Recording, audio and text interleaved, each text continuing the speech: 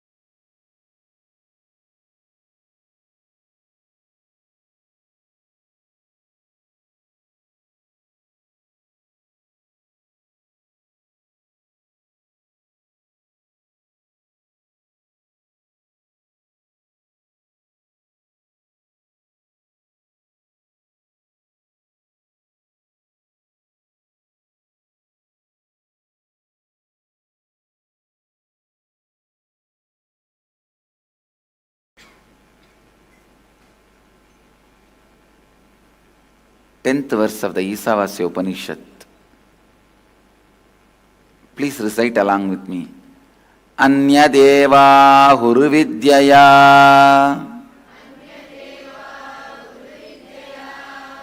Anyata huravidyaya Idi shushruma dhiranam Yenastat vichachakshire.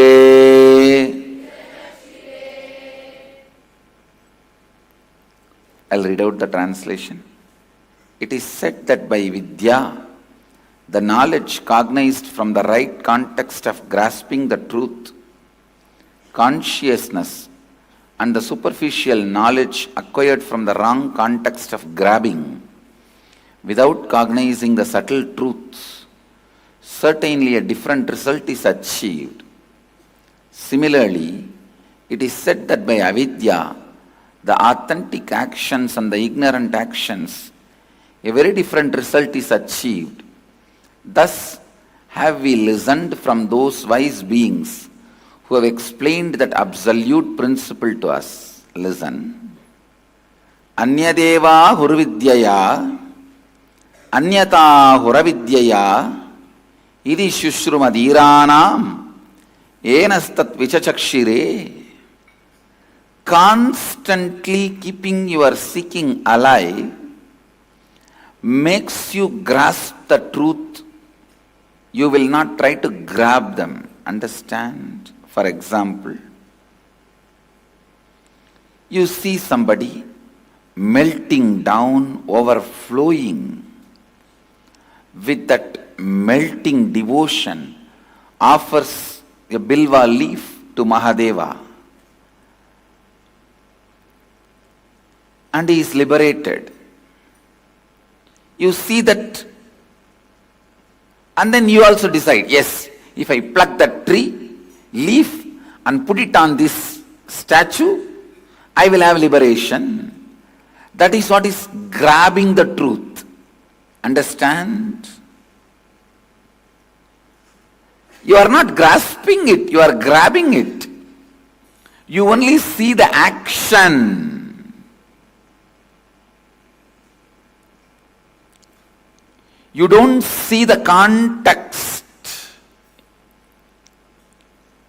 So you see everyone sitting in that Padmasana posture and chanting Om,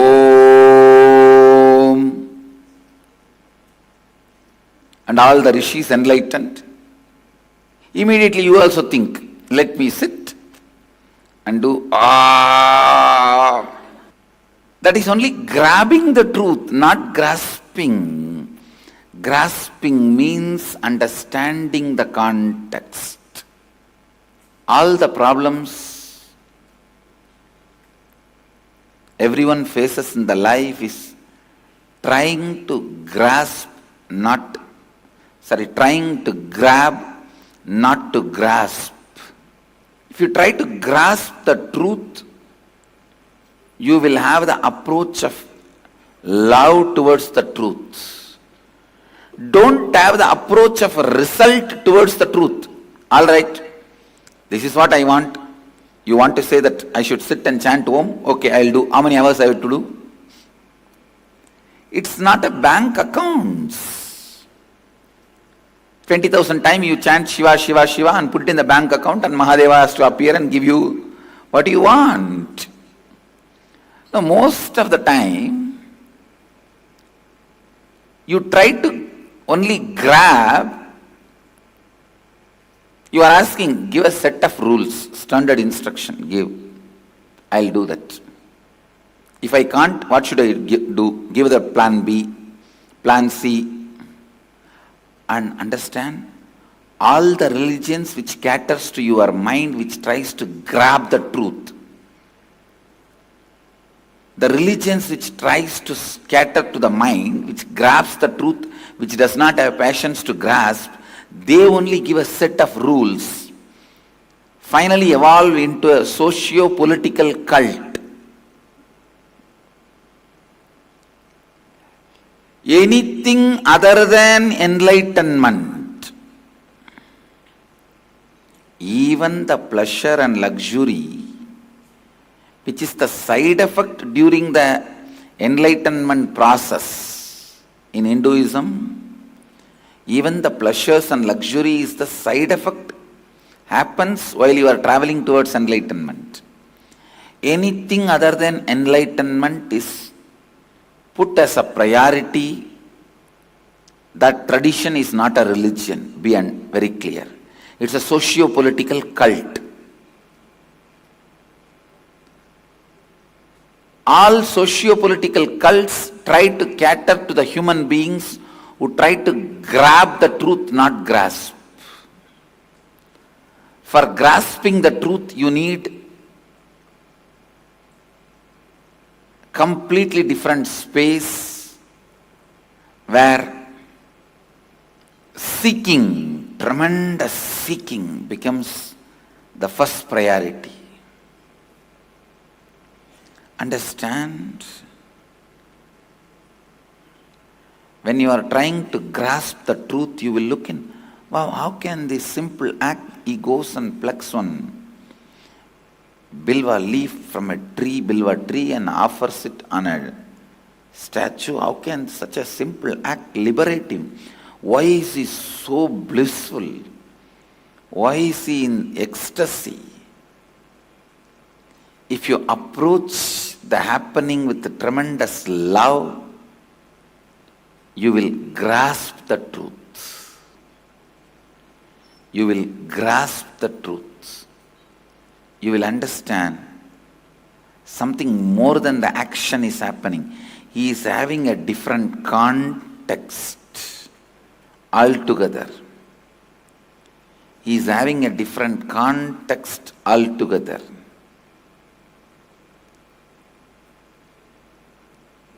He is having some higher possibilities opening up to him.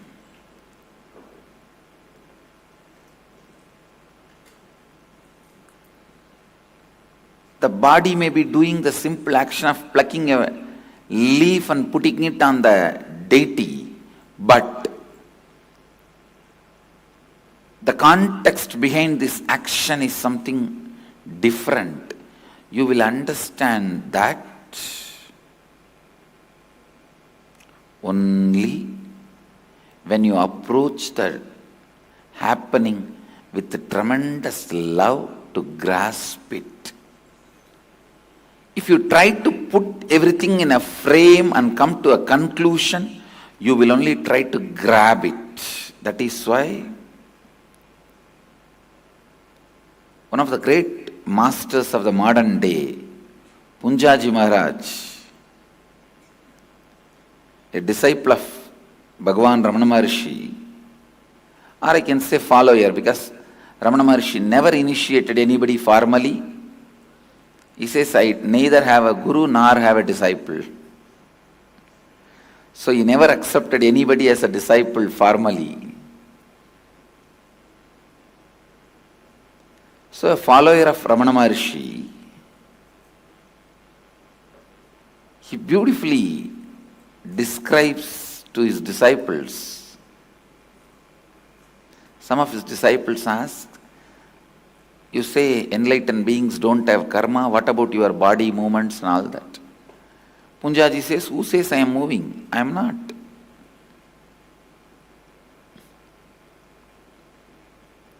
They said, no, you are talking to us.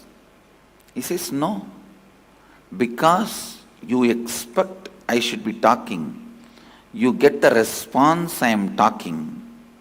Otherwise, I am not doing anything. He disowns the responsibility of the very action he is doing by that very action. By talking, he declares he is not talking. And he is true. He is true. Because whatever agitation need to happen in you to talk is not happening in him. So if your approach is talking, from the context of love and understanding, trying to grasp what is happening, you will understand he is not talking. If you approach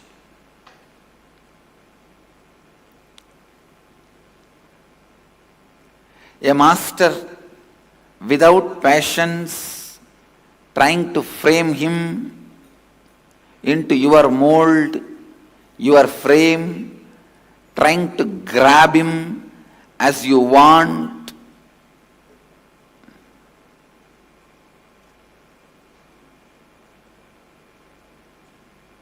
you will say, what is there? He is also doing everything like me.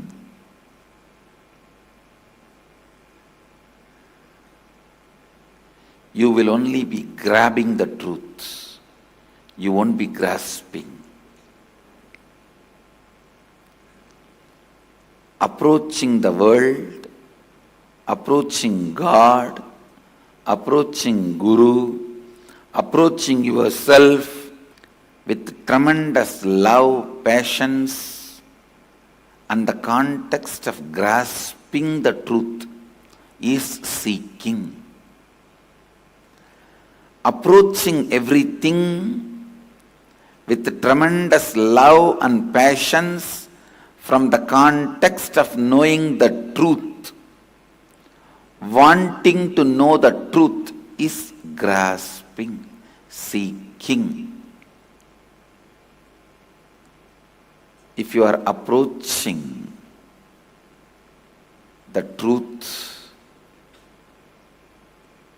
with the mood of grabbing, framing it, making it as a utility value, you are trying to make a frame out of life, soon you will be tired and bored. Understand? Approaching God, Guru, life, yourself, everything with tremendous love and patience to know the context, to grasp the truth about it is seeking. I am defining seeking. Seeking means approaching you, approaching God, approaching world, approaching Guru, everything with tremendous love and patience, passiveness. Try to grasp what it is with the world. Have patience, love.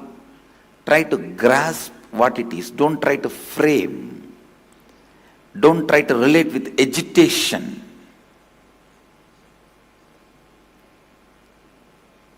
With God, approach it with tremendous love and patience. Don't enter into him with a fear or a greed or an agitated mood. To Guru, try to approach with a tremendous patience, love, and see. Try to grasp what he is, not try to grab or put himself in a frame as you want. And even about yourself, try to approach with tremendous patience. Tremendous patience. What you need to achieve, what you want to do, what your plans and visions are, when they are becoming real day by day,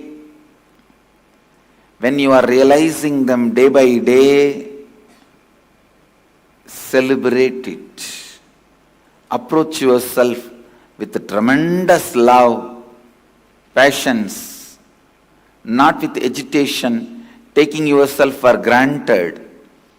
Taking yourself for granted. Understand? Anyadevahurvidyaya anyatahuravidyaya iti shushrumadhiranam enastat vichachakshire. Again and again understanding the context and trying to grasp the subtlest truth of everything is seeking. Seeking means approaching everything with tremendous love and passions and try to grasp the truth and context, not grab, without cognizing the subtle truth, not grab.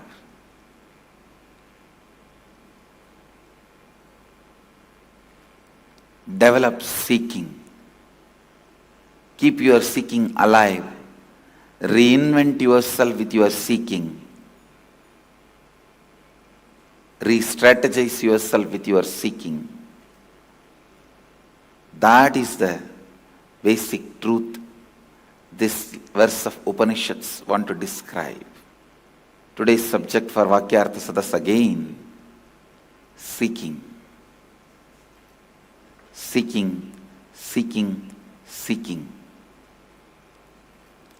How to approach with love and passions the world, God, Guru. So what's the difference between grasping and grabbing? This is the subject for today's Vakyartha Sadas. Listen. Difference between grasping and grabbing. I bless you all. Let you all radiate with integrity, authenticity, responsibility, enriching, causing, living Advaita, the eternal bliss, Nityananda. Thank you. Be blissful. Nityananda Dhyanapītam, Nityananda Nagar, off Mysore Road, Bidadi, Bengaluru. Phone 08027279999. www.nityananda.org, www.youtube.com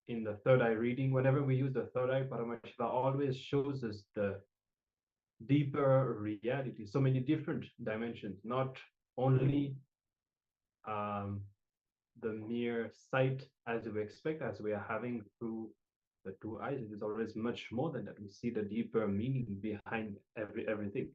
So even if you feel that you didn't have the exact word that is there on the page, that is fine.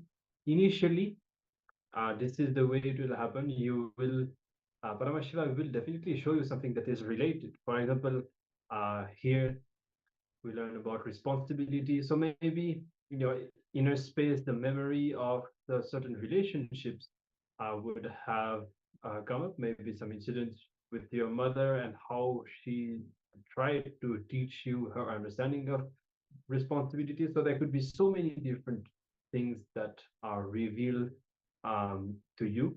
So you can maybe, if all of this is still available in your in yourself, you can have a look and see how it is related to the page, and otherwise just have this understanding and continue practicing more and more, and you will see that the power manifestation will become more and more precise the more you do it.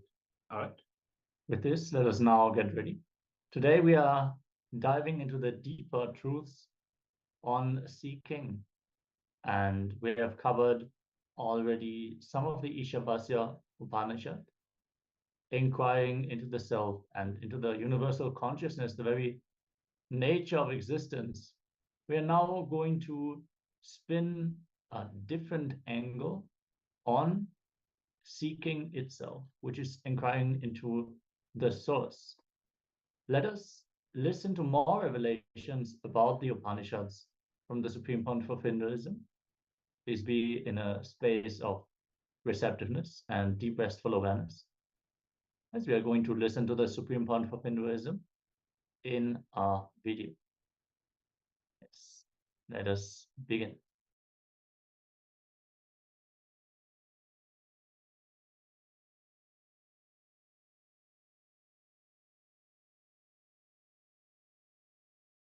Sambodhim cha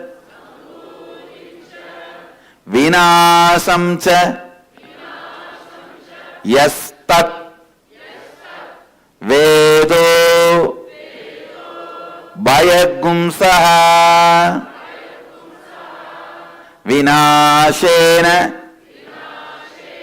mrityum tirtva Sambodhyam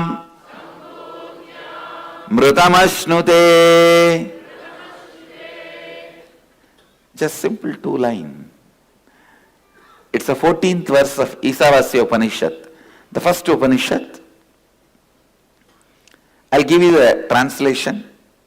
One who cognizes the pure essence of these both, the imperishable consciousness, the cause of manifestation, and destructible, the perishable, manifested entities. Simultaneously, such a person completes with the fear of death and transcends death by worshipping or by knowledge of the perishable entities, and reaches the imperishable consciousness, celebrates the nectar of immortality and bliss, the eternal space of oneness. Now listen. It's a literal translation I read out. The key word in this whole Upanishad, you need to understand what Upanishad is trying to convey it to you. Listen.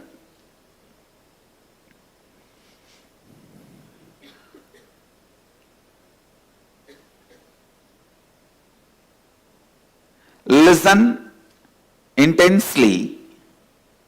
What Upanishads are trying to convey through this to you. The first thing, the keyword, what you are worshipping in your life. Please understand.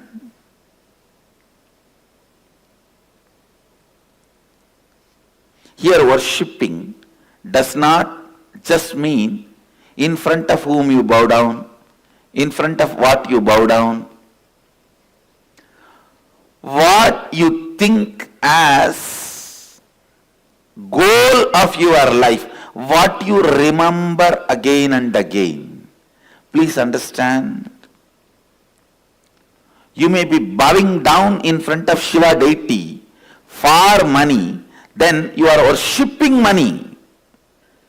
Whether it is right or wrong, don't bother now. First let us diagnose, understand what you are worshipping in your life. You may bow down in front of any god, goddess, guru, but what you think as the essence of your life, what you think as the lakshya of your life,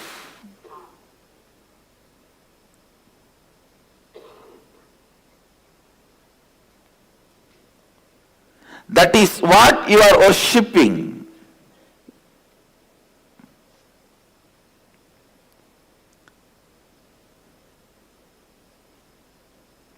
I tell you, if you do not have any goal, just living, then be informed you are worshipping confusion and darkness. Now there are many people, I am telling you.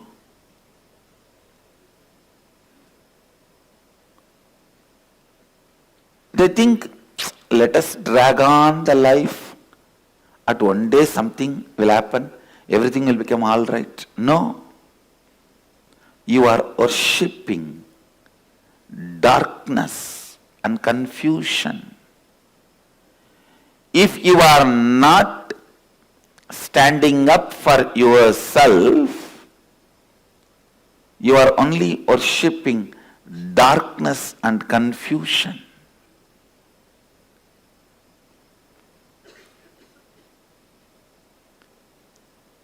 The key concept in this Upanishad is, what are you worshipping? Listen.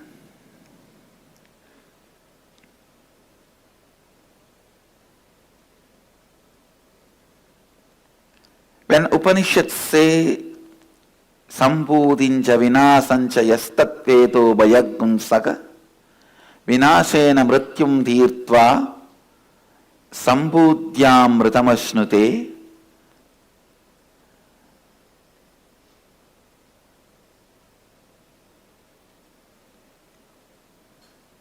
What you think as your goal, what you think as the essence of your life, what you think towards which you are moving,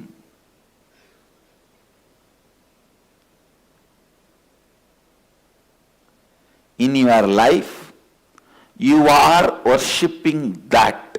Remember, listen, understand, you are worshipping that.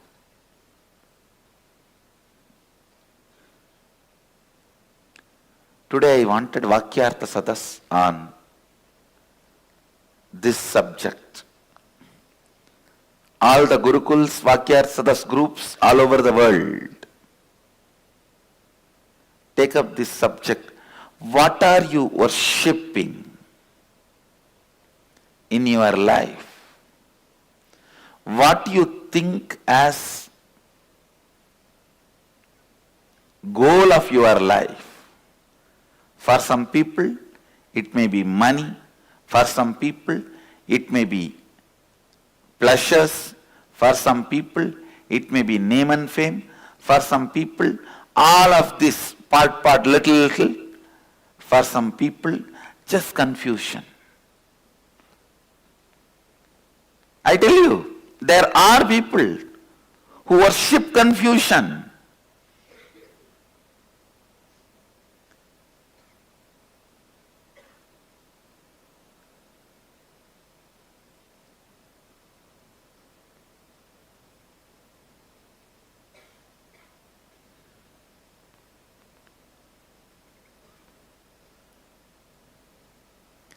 How you bring any problem, I'll find solution. I have some people, You bring any solution, they will find a problem for it. No, I have some people.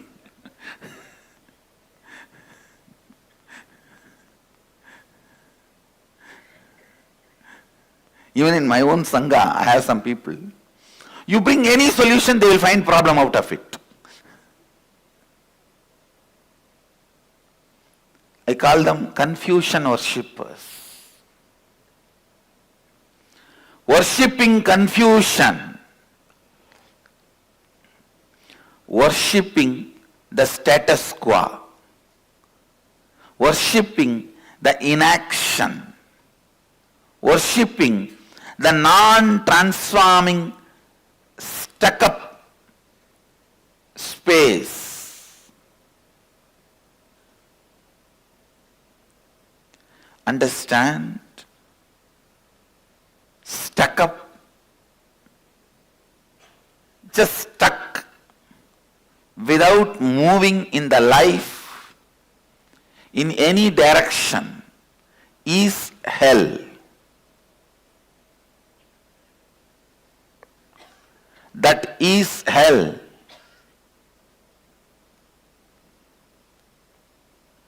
Stuck without moving in any direction.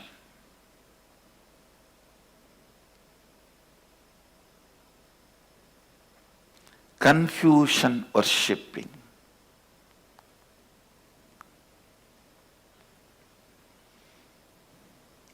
First find out what are you worshipping in life. Second, how much is consciousness and how much is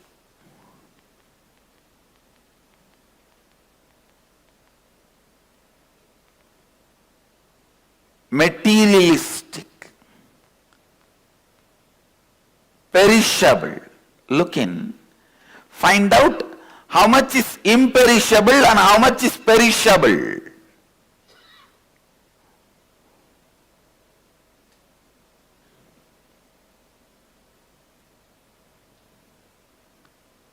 What is imperishable which you are worshipping in you? What is the perishable which you are worshipping in you? For example, some part of you may feel, I think I should have name and fame, recognition, money, all pleasures in the life. And some part of you, yes, but all this is not going to be the end. I need to be achieving something eternal which does not move, which cannot be taken away. Just see how much of you wants perishable, how much of you wants imperishable. Sambudhim cha vinasham cha yastatvedo bhayagumsaha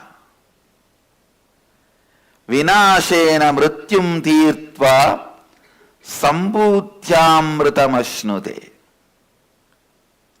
Analyze, what are you thinking? What is moving you? What are you worshipping? What is in the center of your heart? Paint it. Don't try to paint Shiva. Find out why you are worshipping Shiva. That only you are really worshipping. I call it gambling bhakti. People come and tell me, Swamiji, if you do this for me, I know you are incarnation. As if I am waiting, I have to prove me to them.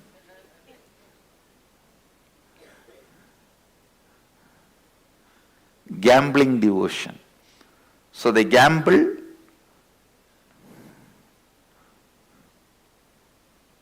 If you do this, this.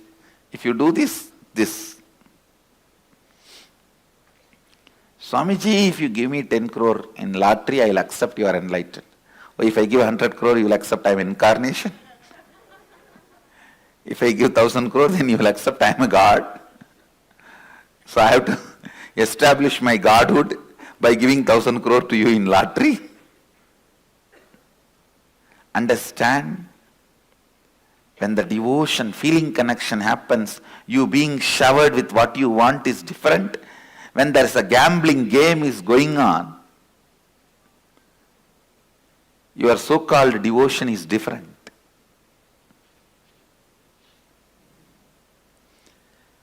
When you build your mind on perishable, your life will be logical. If you build your mind on imperishable, your life will be magical.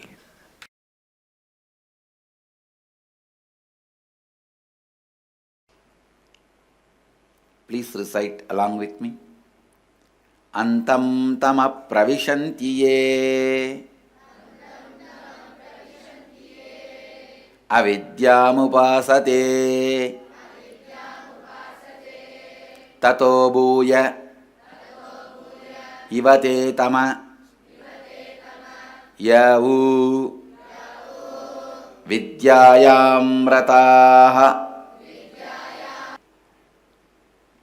Those who worship avidya, ignorance, that veils the true knowledge of truth, consciousness, enter into blinding darkness characterized by the absence of perception, but into greater darkness of ignorance than that enter they who, considering themselves as scholarly and learned,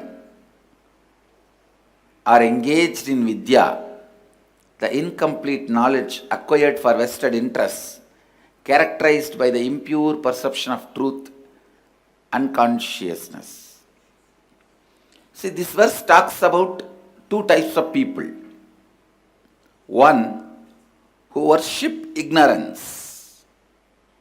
Second, who worship of truth.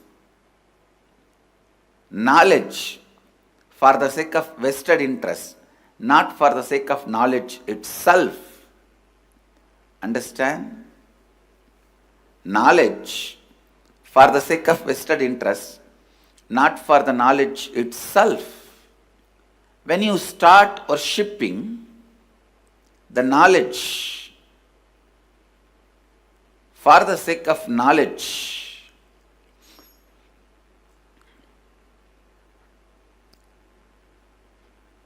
you become embodiment of vidya, knowledge. But if you are worshipping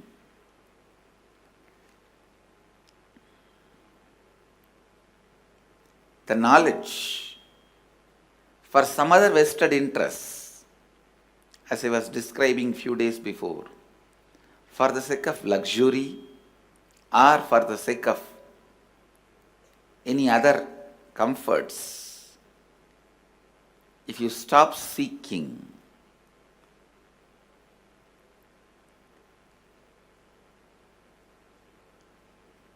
you will be suffering with the off knowledge, the incomplete knowledge, the impure perception of truth, consciousness. I am telling you, please understand, when you enter into the search of spiritual knowledge, seeking,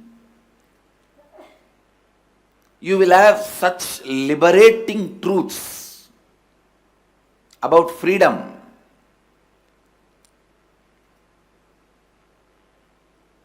all-powerfulness. All these great truths will be told.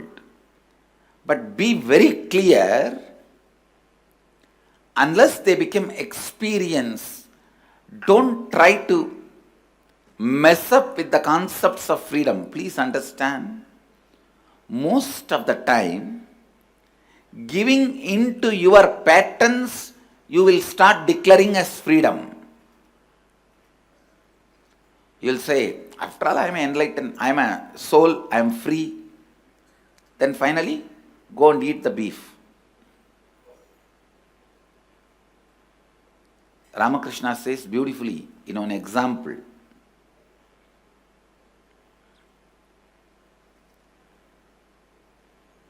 The crow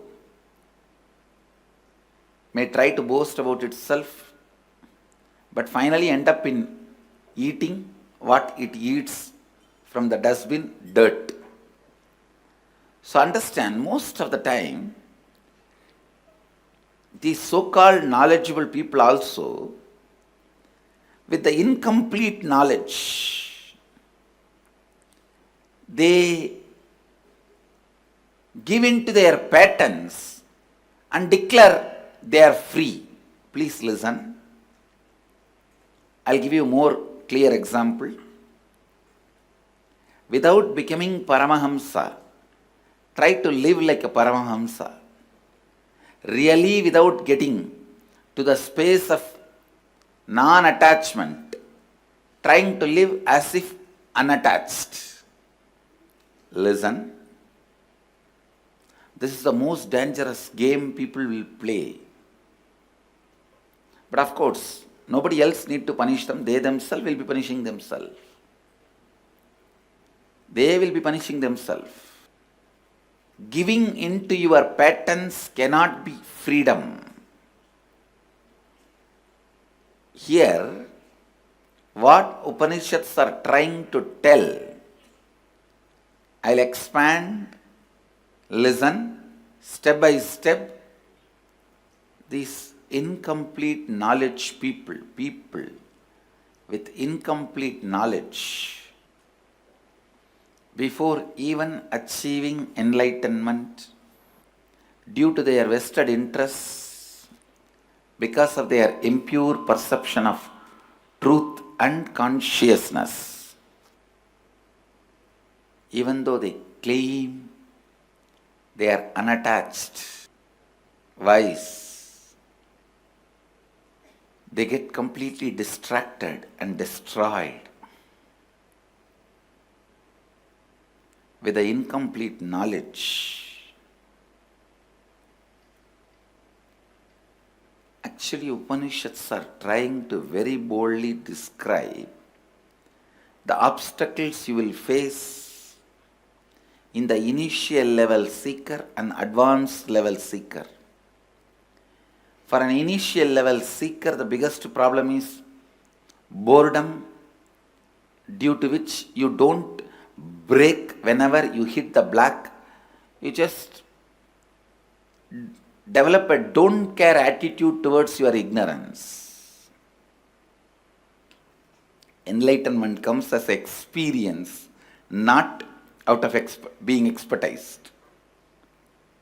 It is not from expertise. It's from experience.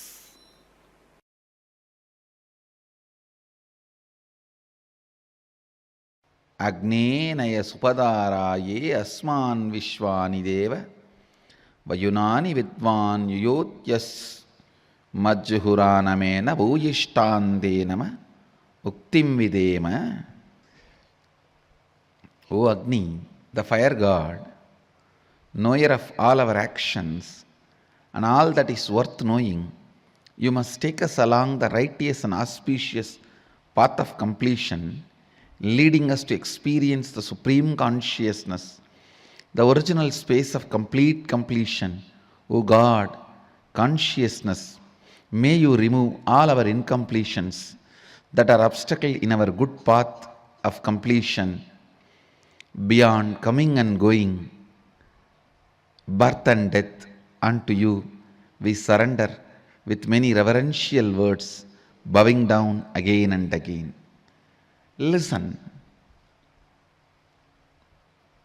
If I squeeze this all 18 verses, the essence I see is intense seeking. Seeking is the way God in you wakes up. Understand? Seeking is the way the God in you wakes up.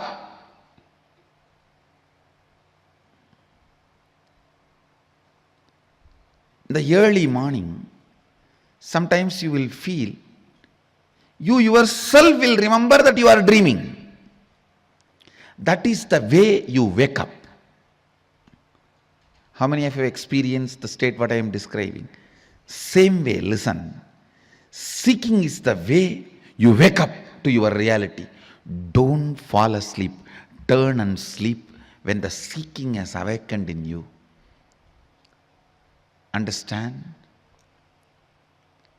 After remembering you are dreaming, if you just pull your blanket and turn and sleep, how stupid you are. Same way, after just having seeking, after smelling seeking in your life, after tasting seeking in your life, if you just turn and lose that intensity and seeking, that is the most stupid thing can happen to you in your life. Anything can be lost, not seeking. Anything can be lost, you can get it back. Money, stupid. You can get it in 24 hours. Health, you can get it within next few weeks, even if you lose it. Character, there is nothing called character. It is just your understanding, ideas. If you alter it, you will get it immediately back. Anything can be lost, you can get it back. Not seeking, because seeking is not something to do with mind. It is something to do with your very consciousness. Seeking is the love letter from your beloved who is living in your heart forever.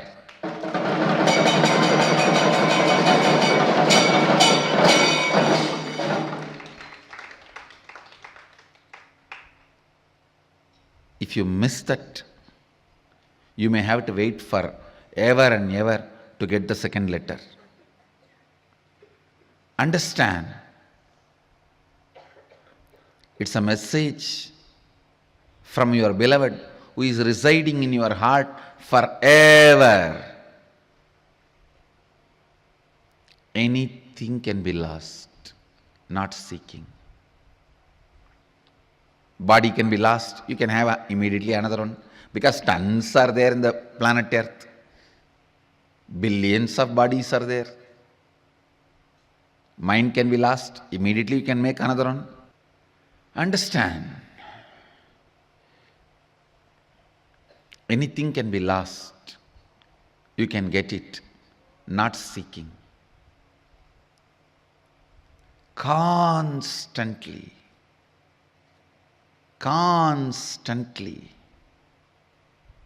keeping your inner quest alive, keeping the basic questions alive till they become experiential answers, not intellectual, experiential answers. What am I doing? Every day, what am I doing? What I am doing, is it exactly moving me, pushing me towards where I am supposed to reach? What am I doing? Where am I going? What am I doing? Where am I heading? Understand? Even in the Sangha, only if you are clear about what am I doing, where am I heading, you will be able to function. The system is such, I have evolved such a balanced system. I have kept lots of check and balances. Unconsciously, you can never win over the Sangha. You can never become a Mahant, Sri Mahant, or head of the Sangha by your so-called social, political efficiency unconsciously. You just remain in unconscious, But just because of your socio-political strength, power, you can become head of the Sangha will never happen here. I have made enough of check and balances. Constantly you have to remember, what am I doing? Is this helping me to head? Where am I supposed to reach? Only with the seeking, if you function, you will be fueled from right source. Understand? Your fear should not fuel you. Your greed should not fuel you. You should not work out of your fear and greed. That does not mean you will not work. There are many stupid fellows. I should not work out of fear and greed, so I don't work. Understand? Drop the fear and greed, not the work. No, there are people. I should not work out of fear and greed, so I don't want to work. Hey, drop the fear and greed, not the work. You should not work out of fear and greed. Seeking should be the energy source. Seeking should be the energy source. Seeking should be the energy source. Actually, if you make the seeking as the energy source from morning till night for your thinking and planning, even in the night you won't fall asleep. You will only fall in the space of Turiya and wake up. You will only fall in the space of Turiya and wake up. Understand the essence of whole Isavasya Upanishad. The lesson you need to learn from the Isavasya Upanishad is intense seeking. Intense seeking.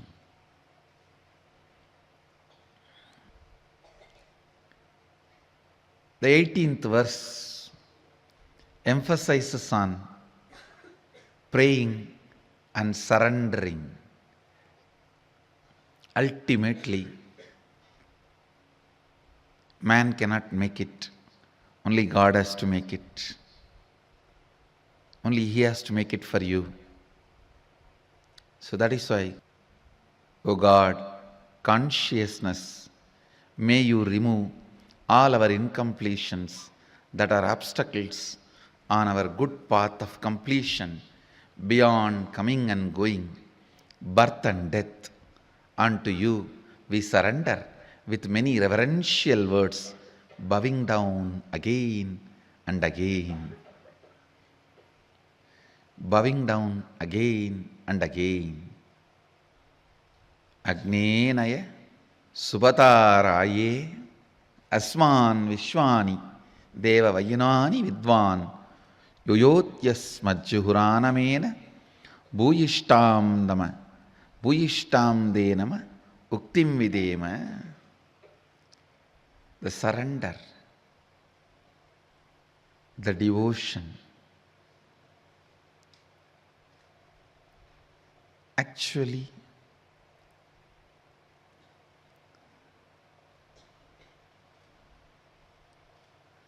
when your bioenergy is kindled, awakened, the devotion and surrender will be the first thing happening in your biomemory. That will be the first thing happening in your biomemory.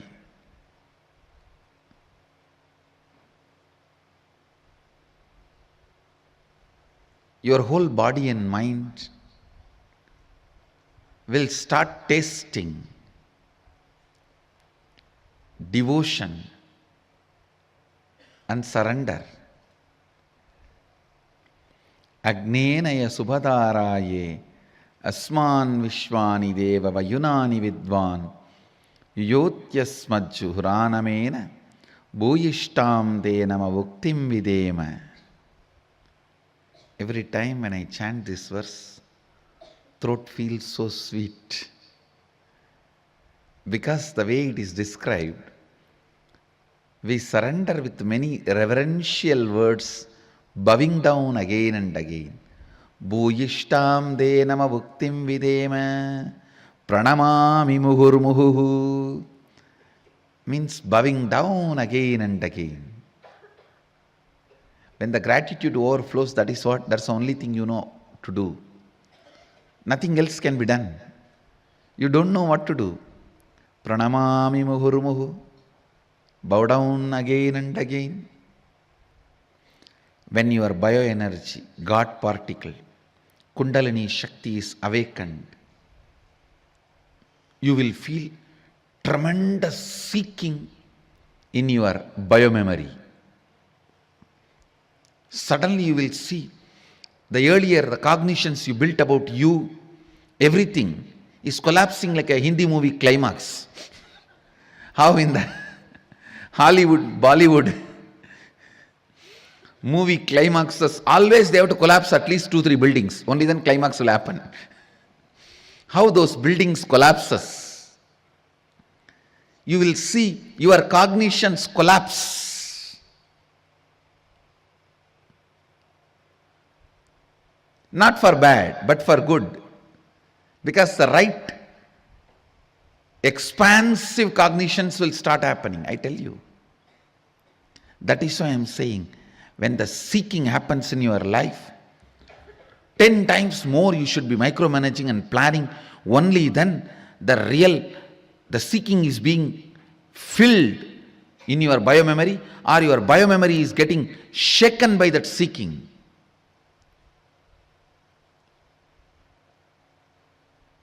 Normally you are managing one shop. If a seeking awakens in you, you should be able to manage 10 shops. And the seeking fire, only then your seeking is penetrating into your biomemory. Otherwise, somewhere the wrong tube connection, it goes somewhere else. Understand. When the God particle, the Kundalini Shakti, bioenergy awakens in you, the first thing will happen, your biomemory will be shaken with seeking. Everything, the old cognition will start shaking, shivering, like Bollywood movie climax. How the buildings collapse, cars explode. Your old cognitions will explode, collapse, and the new will start happening. New cannot be exploded or collapsed because it will be stone. The first thing will happen in your biomemory is seeking, exploding. In your muscle memory, so much of energy will happen. Suddenly you will see the tiredness disappears. So much energy to live your day-to-day life. So much joy to live your day-to-day life. This Nityanandoham experiences. Still every day in the Facebook, oh God, I'm so happy I've done it.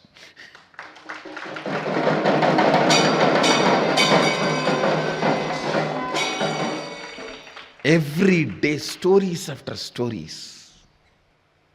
We are in different world. We have not stopped smiling. We have not shut our mouth. We don't know where we are. One kid completely got healed from autism. Some 5 scale, something they were saying. And now nothing is there. Everything is clean. In Canada.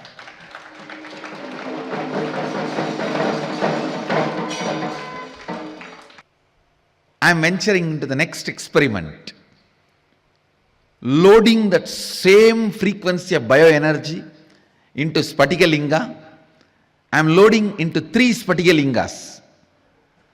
And the process is successful. Understand? First time I am venturing into this. same frequency of that bioenergy, loading them into 3 Spatika lingas, and I am sending it. Anybody who gets the darshan, touches or does any puja, you will have the same effect of Nityanandoham process darshan.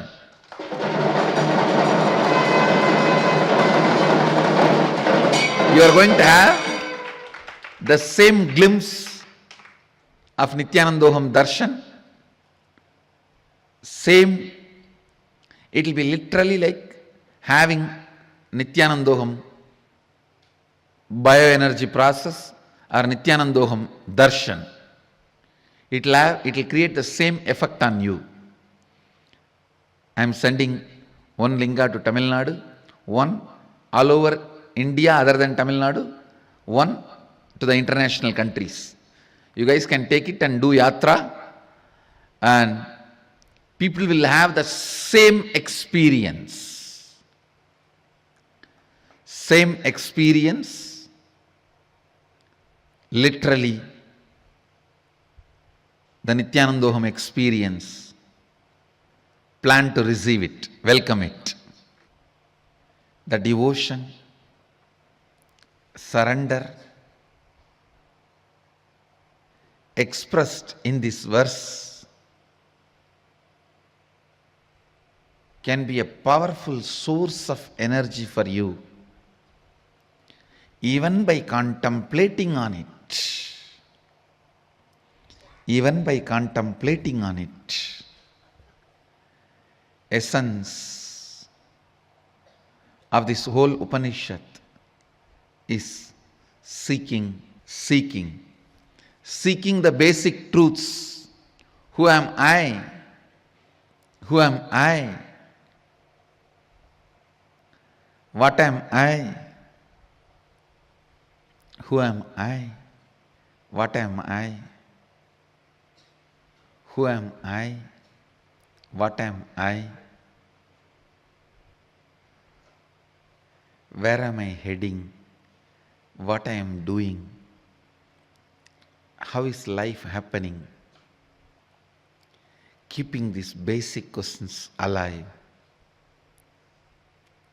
Now, aligning your every breath to these basic questions. Integrating your every breath to these basic questions.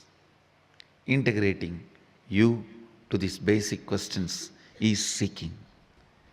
Integrating you to the answers to these questions you received from the Master is living enlightenment. Integrating you to these questions is seeking. Integrating the understanding. Master is the source of questions and the answers.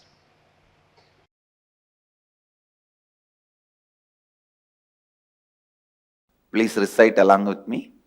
Anyadeva Kurvidyaya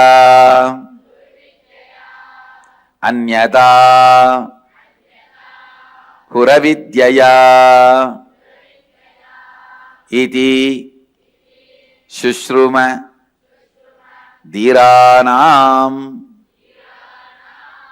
Enastat Vichachakshire. Yes. The translation.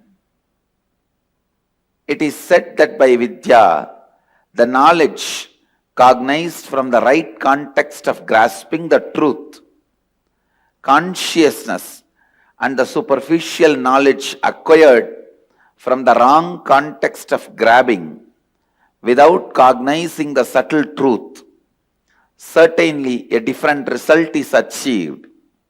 Similarly, it is said that by avidya, the authentic actions and the ignorant actions, a very different result is achieved.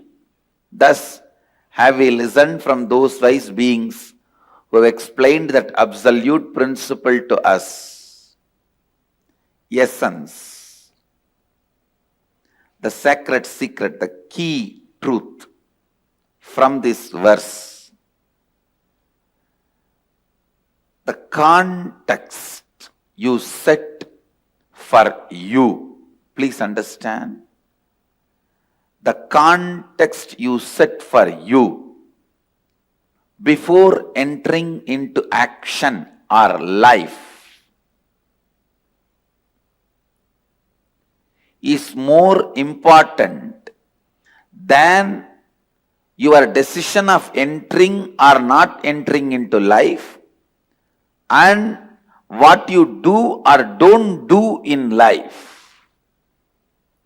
Listen once more. The context you set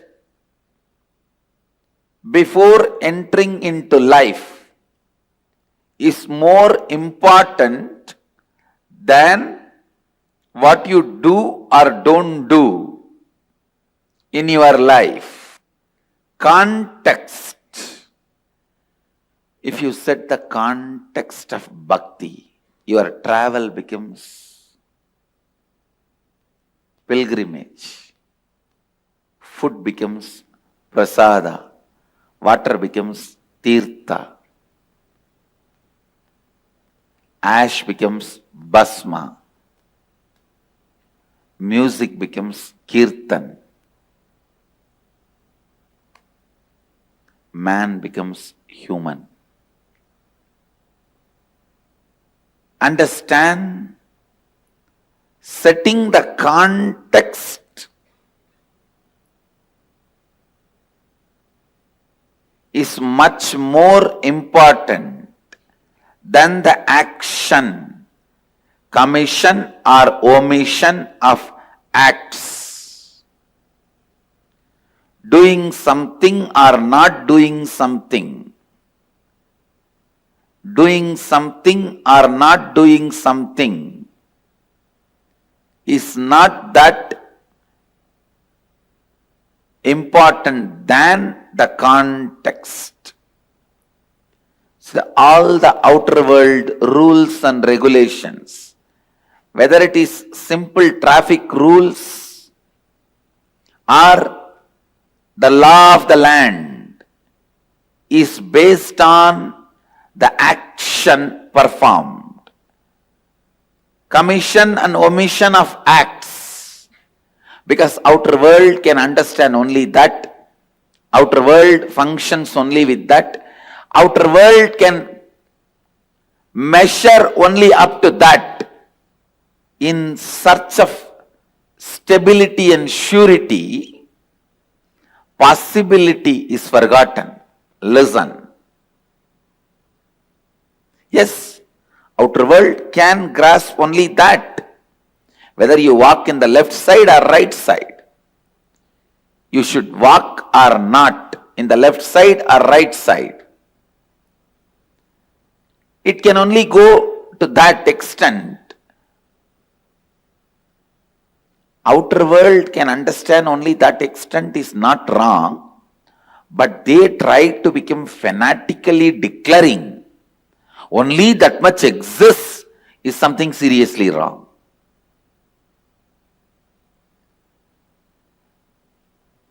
The outer world, materialistic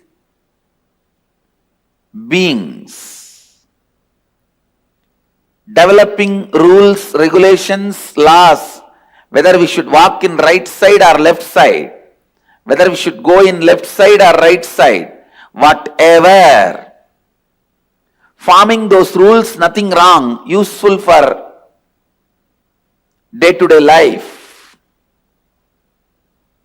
But when they try to declare, there ends the matter of life. Nothing further exists, something is seriously wrong. Then something is seriously wrong. Things which may be conducive, guiding you in day-to-day life, may not help you, may not be conducive, may not be useful in life and death life. Understand? There is something called day-to-day life and something called life and death life.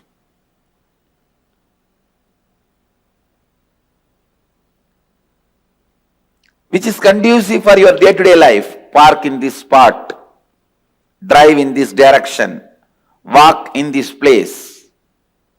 These are conducive for day-to-day life.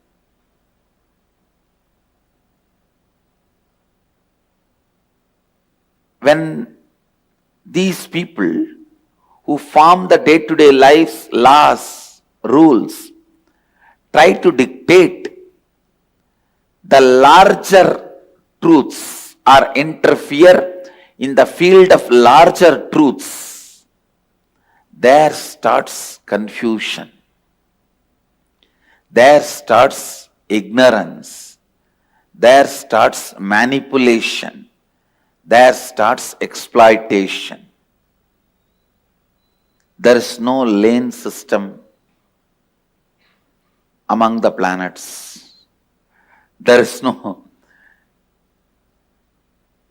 lane system in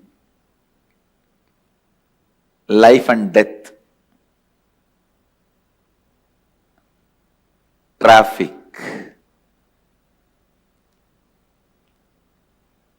Understand,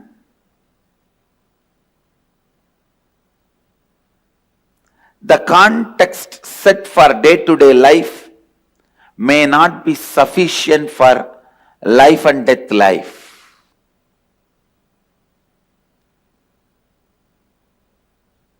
When you are entering into the street, you need to know traffic rules.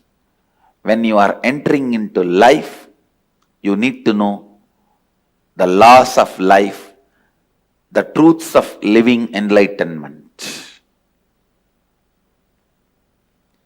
Setting the context before you enter into life.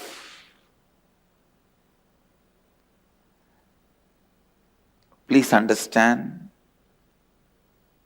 life has no remote control. You have to get up and change it. Life has no remote control. You have to get up and change it.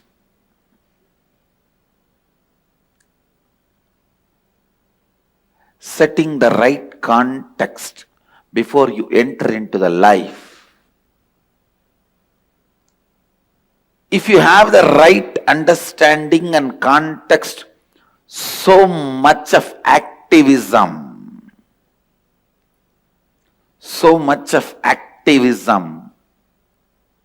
will be there in you. Please understand, being alive, active, intensely active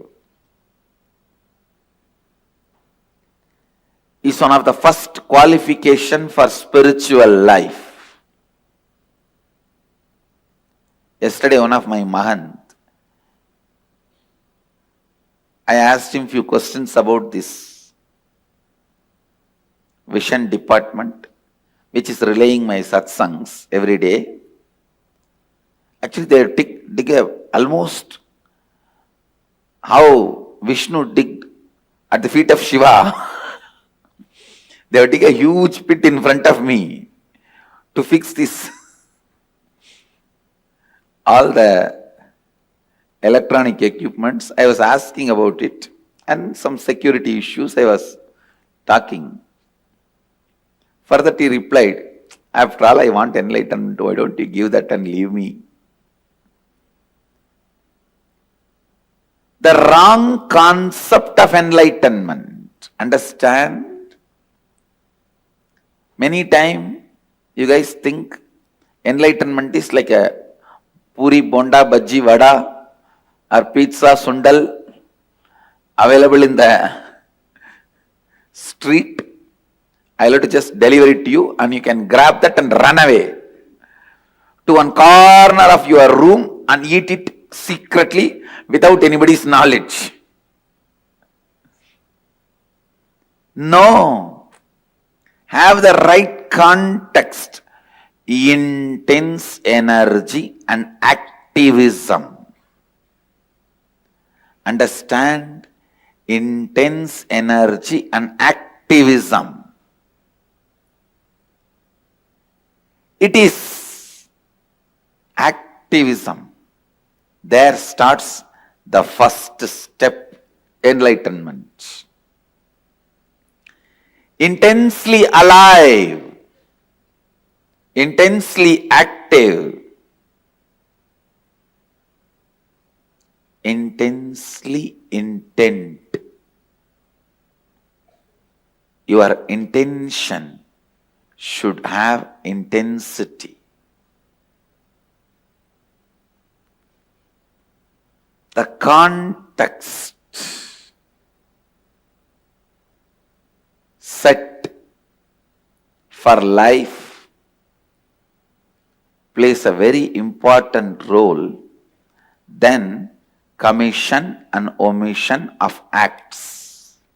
Because I have seen some of the richest people in the world, but having so much of anger and irritation about the society which demands them to make more money, which respects them only based on their net worth.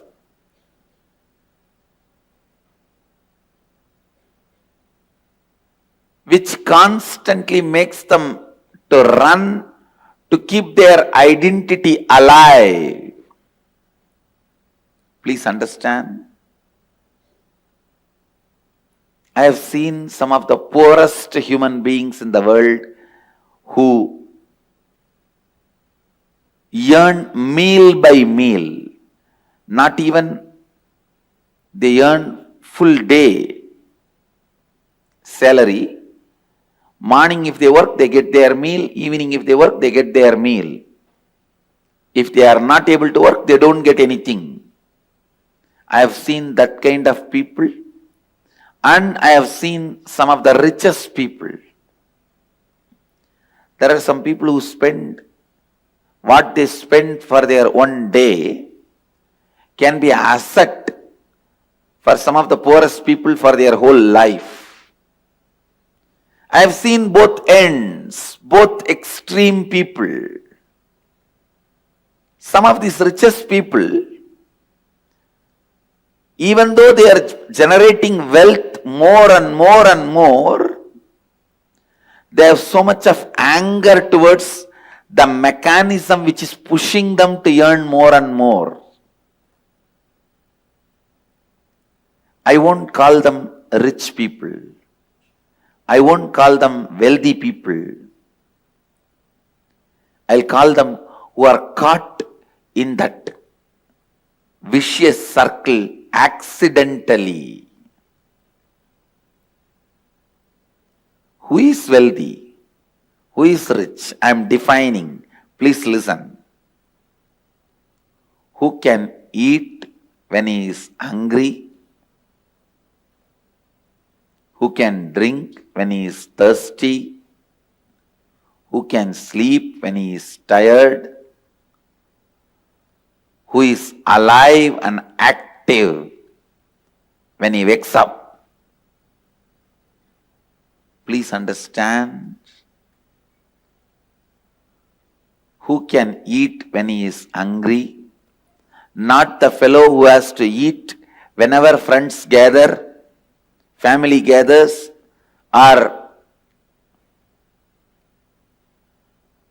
whenever you need to eat for the courtesy's sake, you need to drink for the courtesy's sake. No. I won't call him rich. Who can eat when he is hungry, drink when he is thirsty, sleep when he is tired, be active when he is fresh. Who has straightforward, simple, realistic life, living with reality.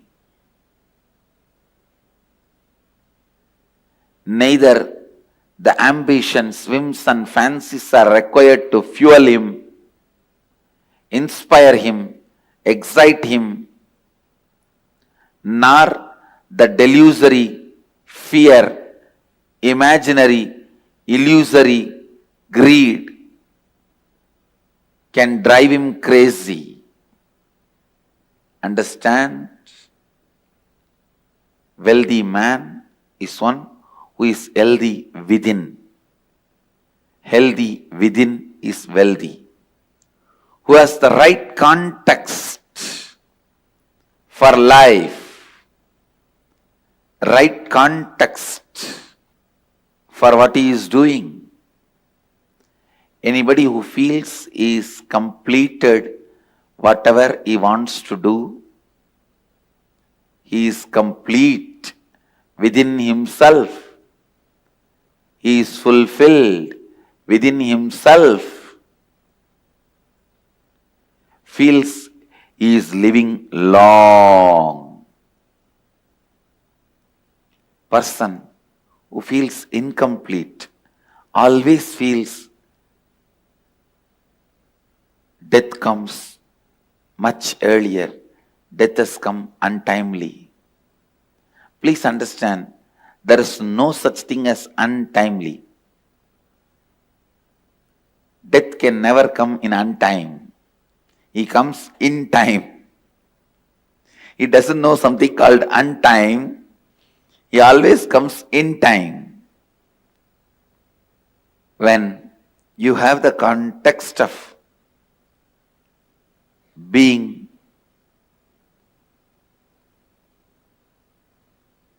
in the space of fulfilled, content, complete, you feel life has so much to offer. It's so rich, so vast.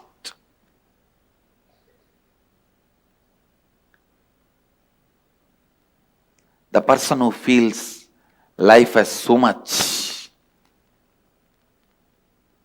to offer, life itself is too much, is wealthy. He lives wealthy life.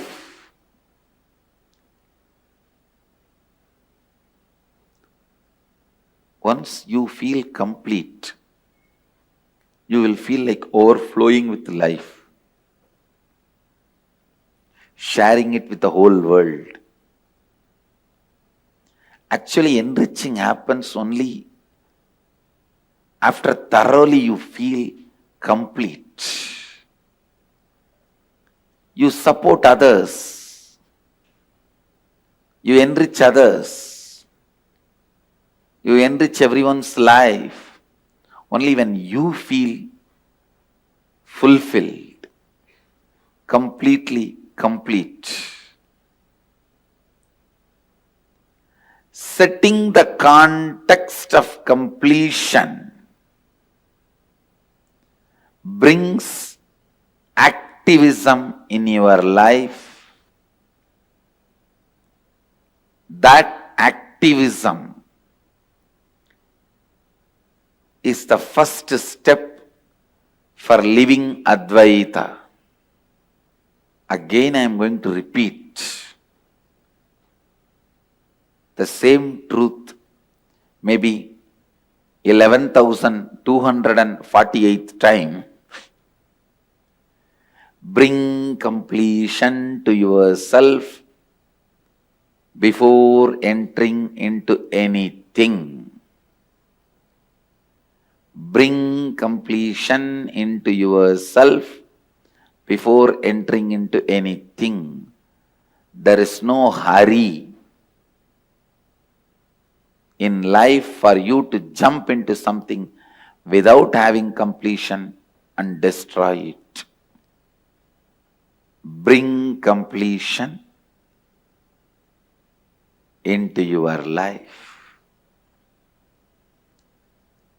Purnatva. Bring Purnatva into your life. Only when you enter into the space of Purnatva, you experience the love current of Mahadeva. Only then you experience love current of Mahadeva. Understand? The love current of Mahadeva is one of the most important, most powerful,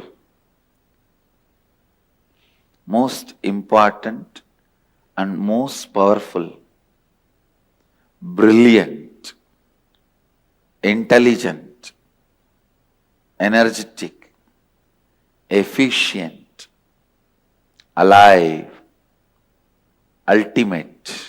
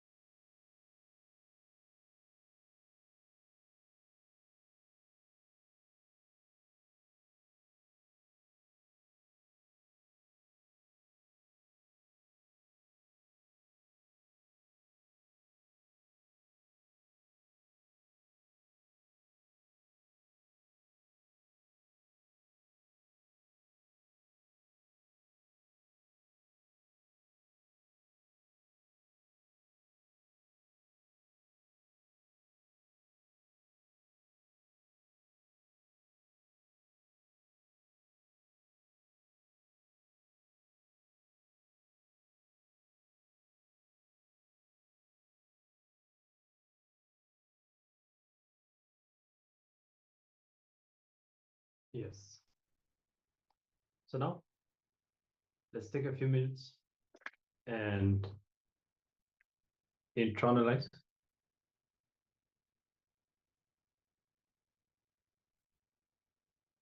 after these powerful revelations from the Upanishads, the very key to unlock our inner treasure. Let us enter into an internalization to deepen our understandings, our cognitions about these powerful truths. So we are going to enter into a small meditation, a small exercise. As today we have been manifesting the power of quantum memory, we are going to utilize this power manifestation to manifest 5 powerful cognitions from this session and to see how we can apply them to our life. So sit in the space of oneness with Swamiji. Keep your awareness on your third eye. Internally chant the Mahavakya. Om Nityananda Paramashivoham. You can also chant aloud. And connect to Swamiji. Request him to reveal the powerful cognitions from the Upanishads, from this session, in a way that you can cognize them, in a way that you can directly apply them to your life, in a way that you can understand the benefit that you will experience as you integrate these into your life. So let us enter into this round.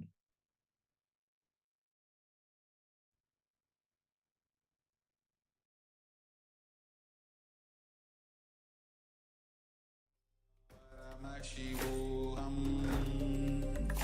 Om Nityananda Paramashivoham Om Nityananda Paramashivoham Om Nityananda Paramashivoham Nityananda Paramashivoham Om Nityananda Paramashivoham Om Nityananda Paramashivoham Om Nityananda Paramashivoham Om Nityananda Paramashivoham Om Nityananda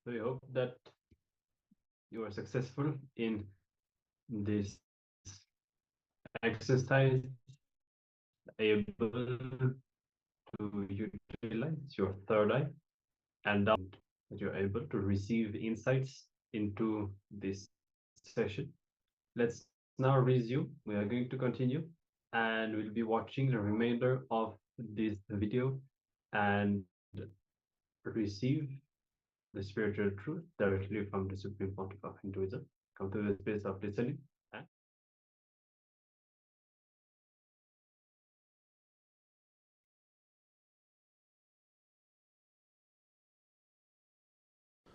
पूषन्ने गर्षे यमः सूर्य प्राजापत्य व्यूहरश्मीन् समूह तेजो यत्ते रूपं कल्याणतमं तत्ते पश्यामि योऽसावसौ पुरुषः सोऽहमस्मि. Listen.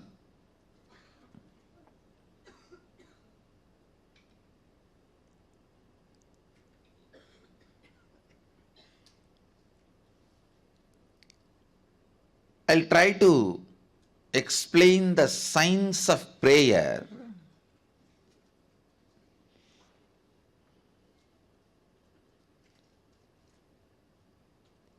usually mind always operates from duality. If you utter a word, he is not good, means already you came to the conclusion he is bad. You can't take a stand, he is not good, does not mean he is bad. Let us stop with he is not good. You will never take that stand. As a natural flow, your logic is always taught to take the extreme stance. The moment you hear the word, he is not good, immediately he is bad. Understand, duality keeps the mind alive. Duality keeps the dilemmas alive.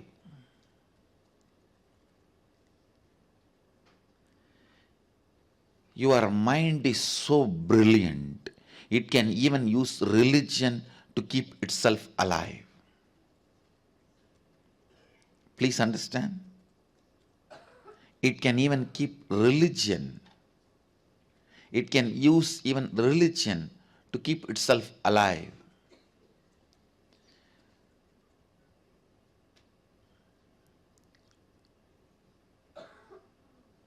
Prayer is one of the most misunderstood, abused concepts.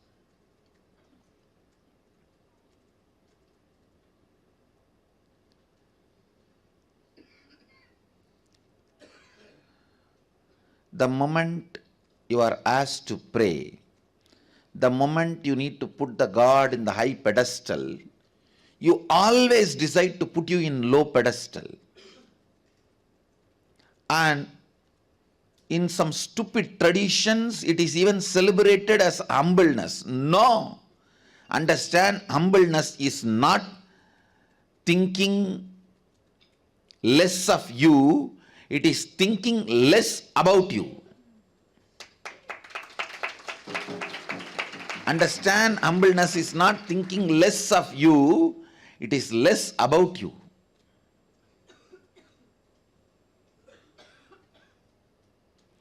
Humbleness is not the image you have about yourself. It has nothing to do with the image you have about yourself. It has something to do with how many times you remember yourself. Stupid, one of the most stupid mistake humanity has committed,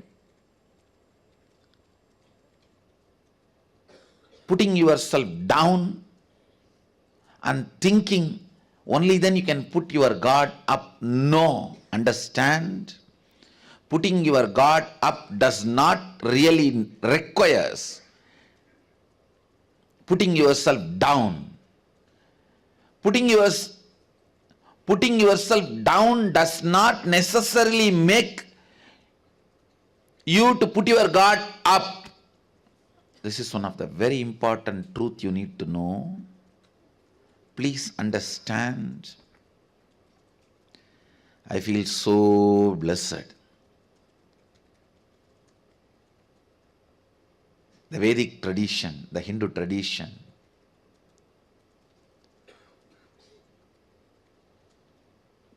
reveals the science of prayer so beautifully. Actually, this verse forms the basis of the celebrativeness of Hindu tradition. This forms the basis of the celebrativeness of the Hindu tradition. Even while you pray, you don't need to put yourself down or have a low self-inner image. You don't need to become a sinner to make God saint. God can be saint. You can continue to pray to Him. That does not require you should put yourself as sinner.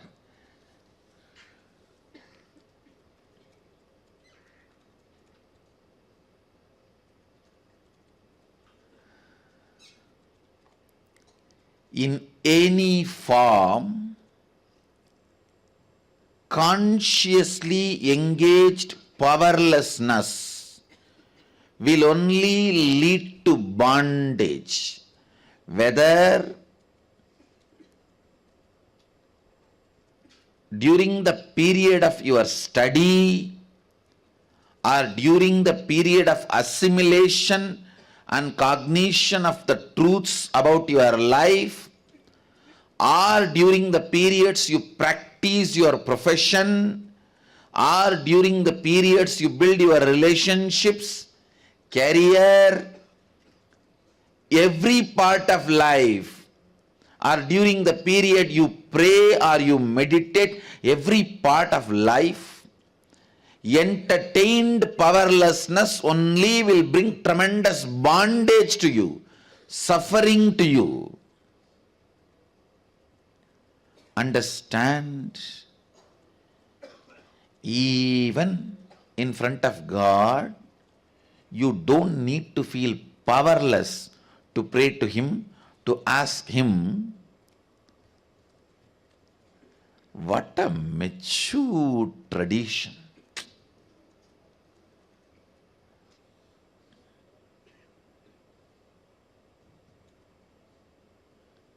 I'm going to create a hashtag, blessed to be Hindu, and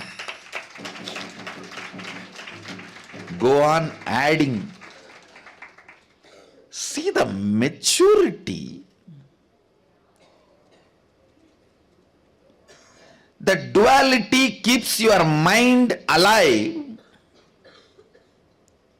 Even while you are praying, don't entertain duality, which is source of dilemmas. Even while you are praying, even while you think you do not have something, you miss something, let powerlessness not be entertained in you. Understand, most of your concepts about God is so stupid.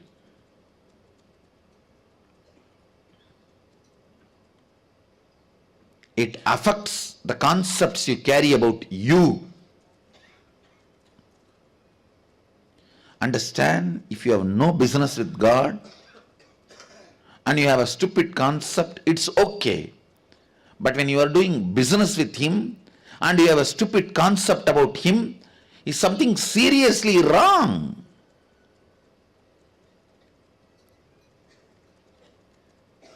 Especially when you have a stupid concepts like if you have to put Him in high pedestal, you have to lower yourself, which is, I can say, the greatest sin. You are bringing it upon yourself, which will be very difficult to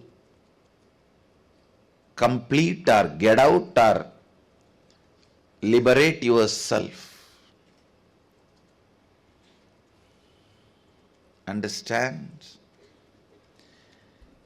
Even when you pray, even when you have not experienced oneness, even when you have not understood experientially your oneness, you are one. Sohamasmi. I think this should be the word written in all temples. This verse should be written in all temples in golden letters, at least in all our temples, all our devotees' puja room. Because this gives you the right context and concept about God. Even while you are praying, putting Him in the high pedestal does not require putting you in lower pedestal. This duality, entertained duality, will make you so powerless, you will never be able to get out of it, because you will always feel the guilt. If you become powerful and raise, you will feel you are doing something against God, which is not true. The duality of the logic or inefficiency of the language.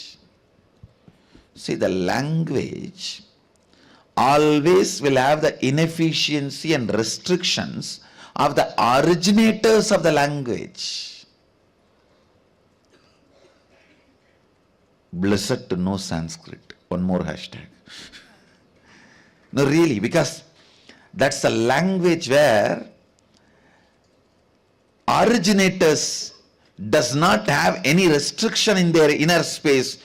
So just like the vastness of the inner space of the originators, the language is also so vast.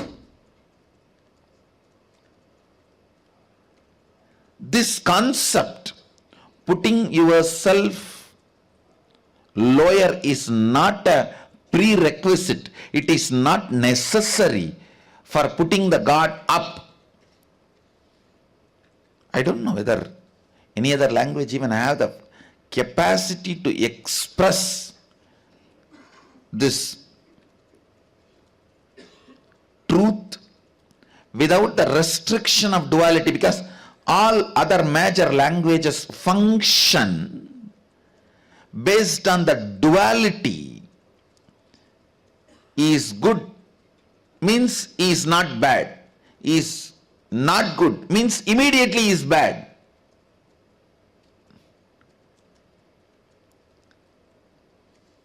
The language which functions based on duality cannot always reveal the truths because it has its own restrictions.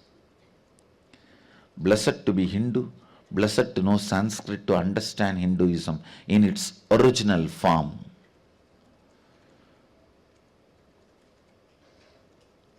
No, most of you are committing one of the worst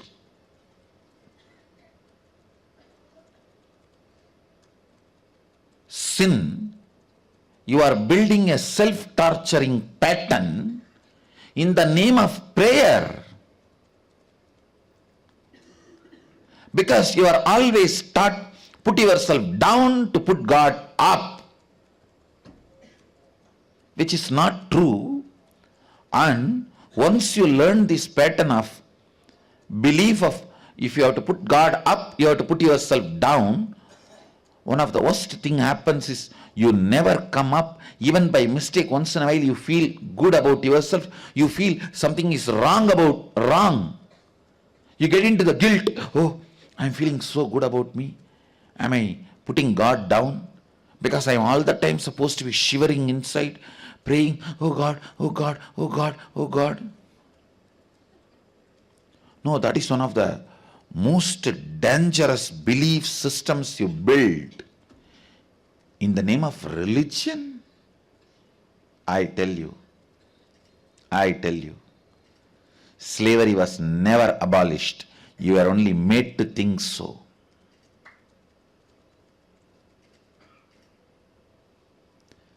The reins have gone from one hand to different hand.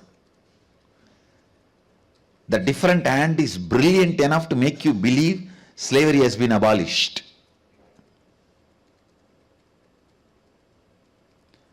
Whether through religion or through the food industry, pharmaceutical industries, the slavery continues to be maintained. Please understand. People will go to any extreme for the sake of power.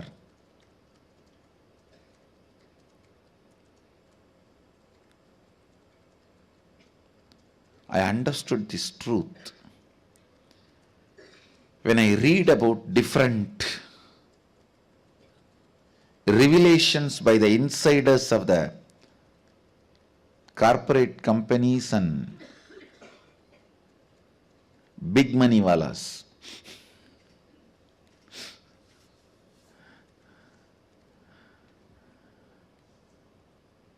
Listen.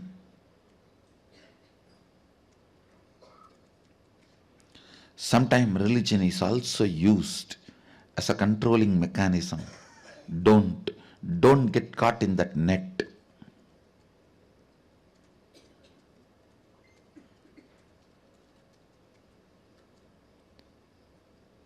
The 16th verse of Isavasya Upanishad sets you free from all possible slavery related to mental games.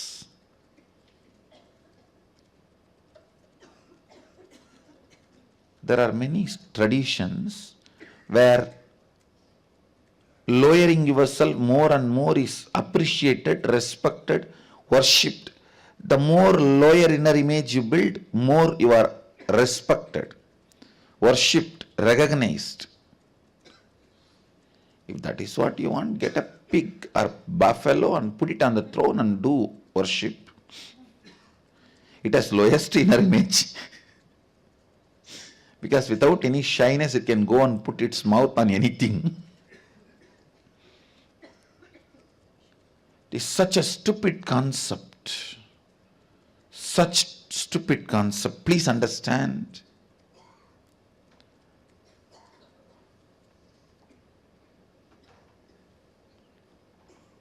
To put God above, you don't need to put yourself down.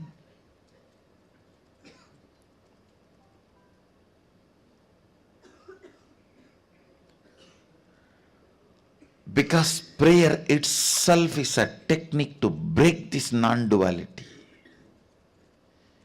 It is to break this non-dual perception. It is to break this non-dual existence.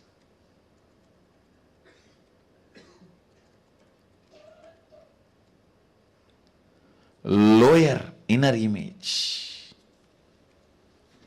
Understand? The lower inner image.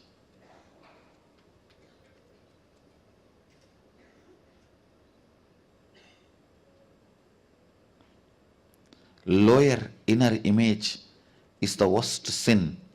If you are consciously asked to build that, it is like you build your own cage where you will be locked. Can there be more stupidity than this?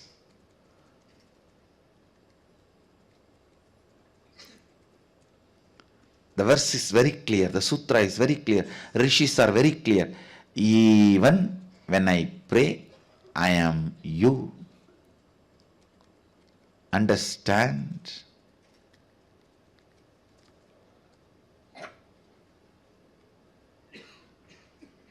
Even when I pray, I am you. Sohamasmi. It's not that only after realization.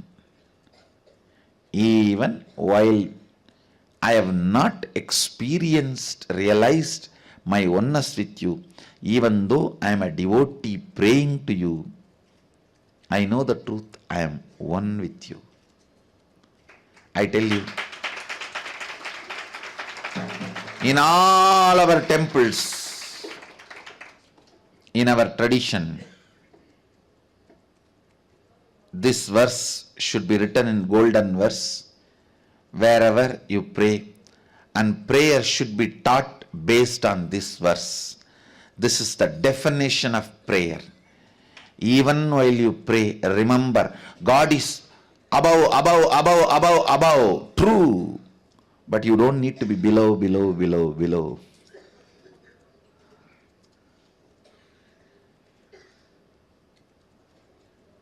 You don't need to be below for the God to be above.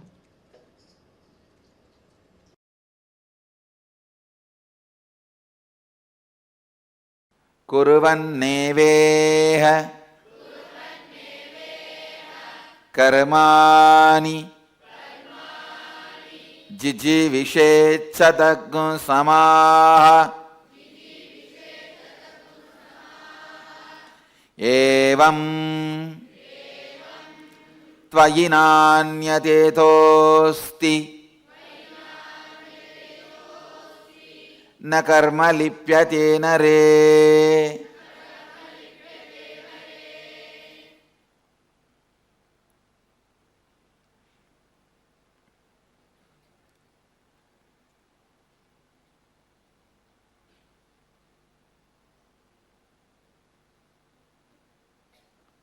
Listen. Chant once more. Kurvanneveha karmani jijivishetsadaggu samaha evam tvayinanyatetosti na karma lipyate nare.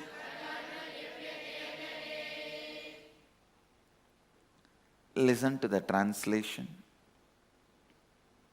One should desire to live in this world for hundreds of years, all the while doing his deeds dispassionately as sanctioned by the scriptures,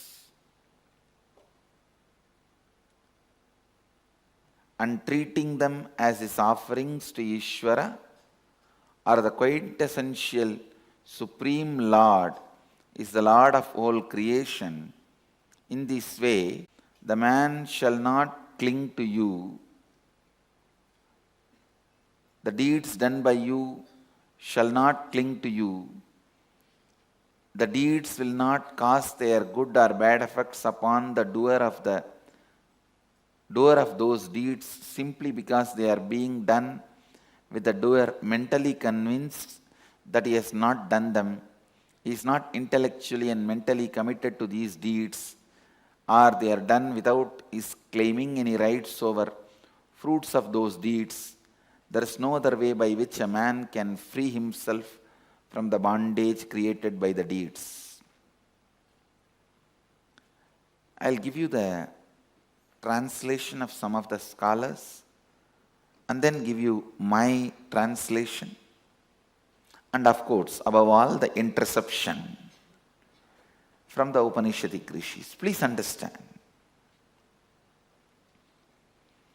Exactly this verse means you should live. Your cognition should decide to live. Understand? One of the biggest problem all human beings have. Please listen. Whether you don't have money, enough money in your bank, or you don't have enough excitement, inspiration to run your life, whether you don't have enough money to run your life outside world, or you don't have enough energy to run your body, you don't have enough energy to run your mind. Whatever you don't have, please be very clear. It is side effect of some of your decisions not to live. Always support life. You decide at some points better not to live. Instead of living this kind of a life, better not to live. Please understand. You should always think, I will live in a better way, wherever I need to transform. No question of better not to live than living in this way.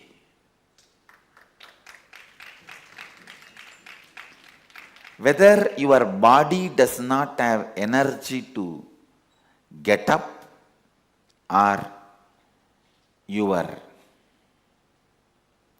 mind does not have enough excitement, whatever you may think you lack is nothing but the side effect of the decisions you did in your past against life.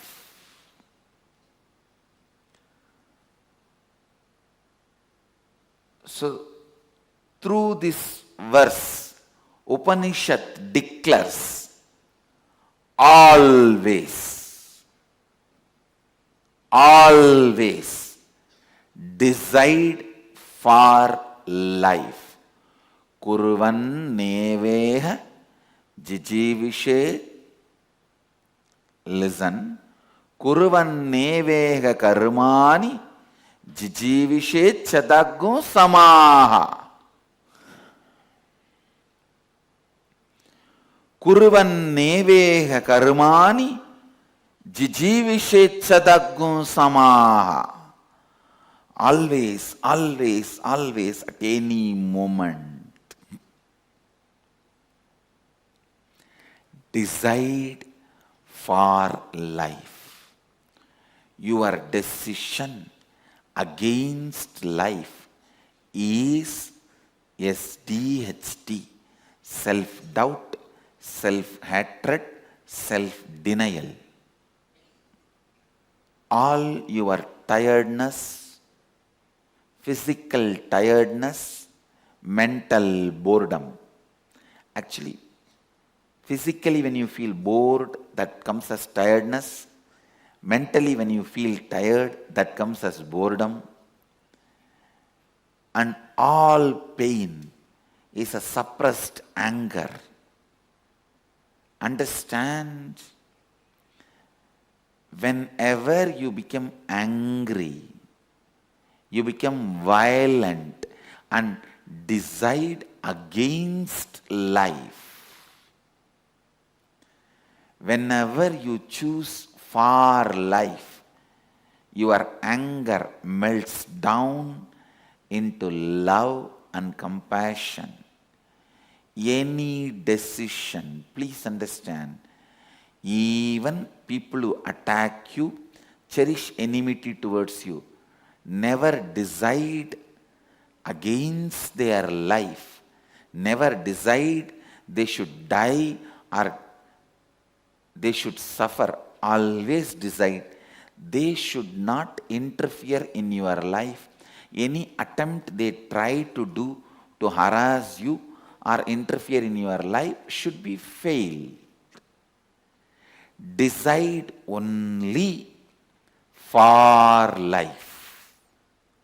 Listen, when somebody attacks you, tries to harass you, if you decide, let them be killed or destroyed, it is against life. Always decide, let them not be able to disturb me or harass me. Let them fail in their attempt to harass me or disturb me. That's enough. Let them transform not to disturb me or harass me. That is enough. That is the decision for life, I tell you. Whenever you decide for life, you become so powerful, strong.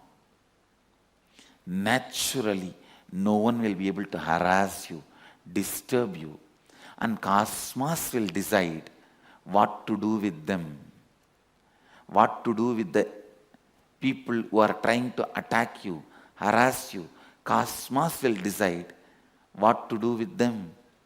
God will decide what to do with them. In you, be very clear, you always decide for life. I tell you, a person who decides for life will be Tyagaraja. He will be such an amazing sacrificer out of love. Without even thinking, he is sacrificing.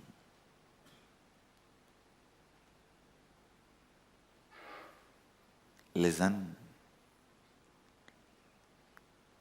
Tyagaraja.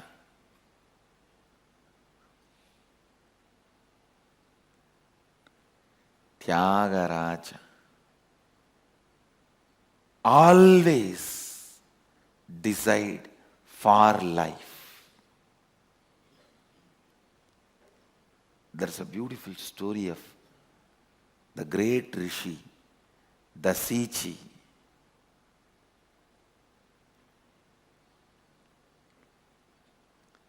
He even gave up his own body, his own spine, to be used as a weapon for the victory of the gods, Devatas.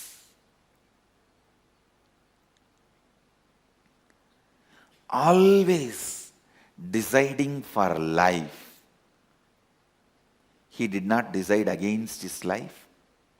He already achieved what he needs to achieve through his body. That is why he was ready to give it if it is going to be useful for somebody.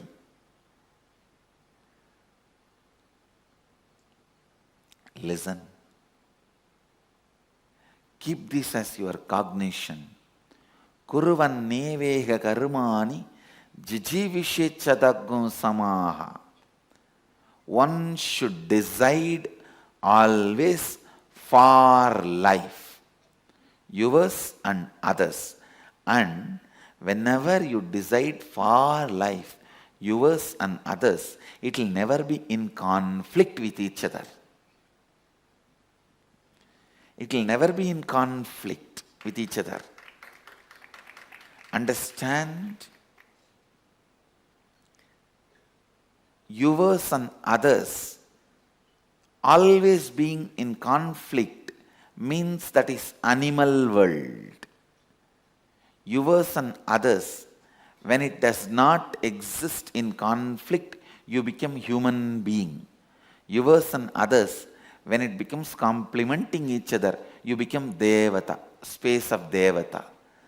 So if you are living in a space where there is a conflict between yours and others' life, you are still living the animal life. The life of beast, animals. And if you are living a life where there is no conflict between yours and others, you have come to the human space. You have come to Bhuloka. If there is always a conflict between yours and others' lives, you are in Patala.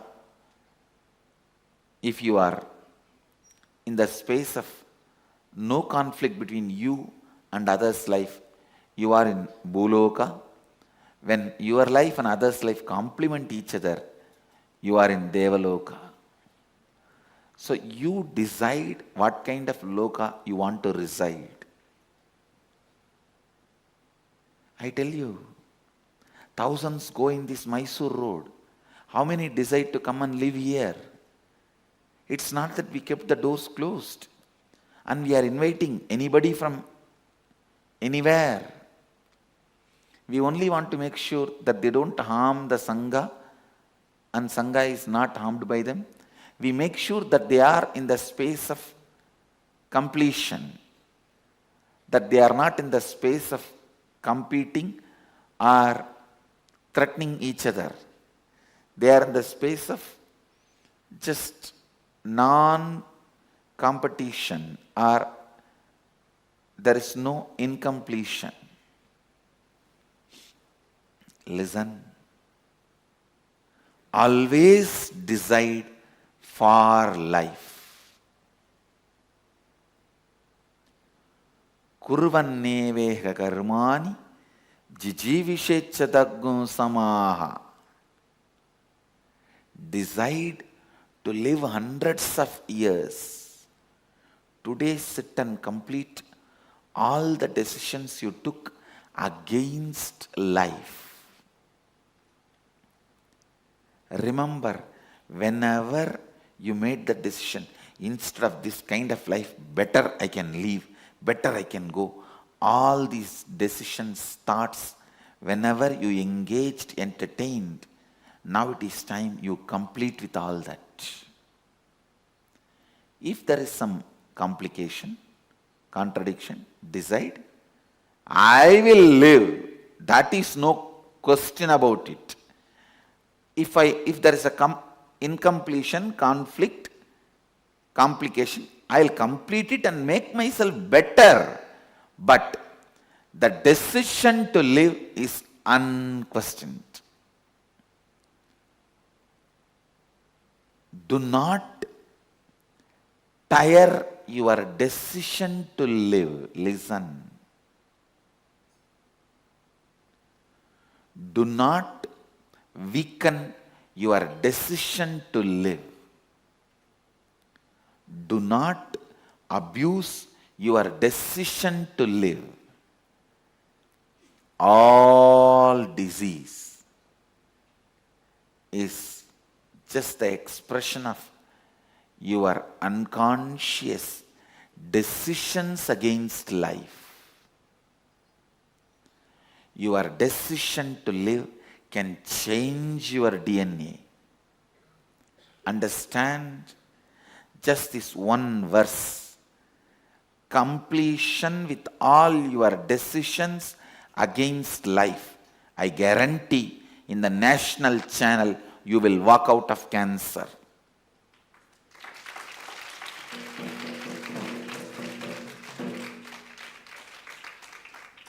The satsang is live now in one local channel, Arra Live, Arra channel, ARRA, am I right? ARRA, and national channel Sadhana TV, and international channel Nityananda TV. I am talking with responsibility, with all my integrity. Listen, just this one verse. Take it as a command from cosmos. Command from Dharma Devata. Dharma Devata serves Kala Bhairava as a dog. The dog of Kala Bhairava is Dharma Devata. Dharma is the dog of Kala Bhairava. Understand, it is directly from Upanishads. Decide for life. Complete with all your decisions against life. Knowingly, unknowingly, whenever you decided against life, now complete all that. That is enough. Your DNA will have different programming, different energy. All your decisions against life should be completed. Incompletions created against life should be completed. And all the incompletions against life, all your decisions against life will be rooted in fear, and your wrong belief you may not be able to live.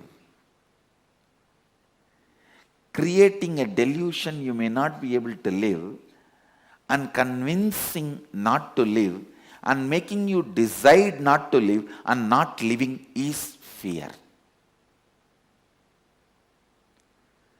Creating the delusion you may not be able to live, and convincing you not to live, and making you decide not to live, and making you not to live is fear.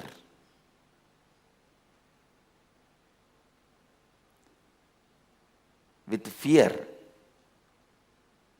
you can do both. One, Baglo, run. Second, Baglo, participate.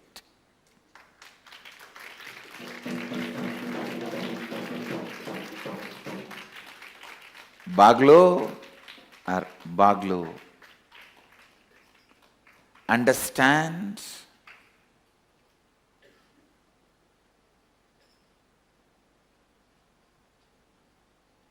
Hindi downloading. Listen. Decide for life.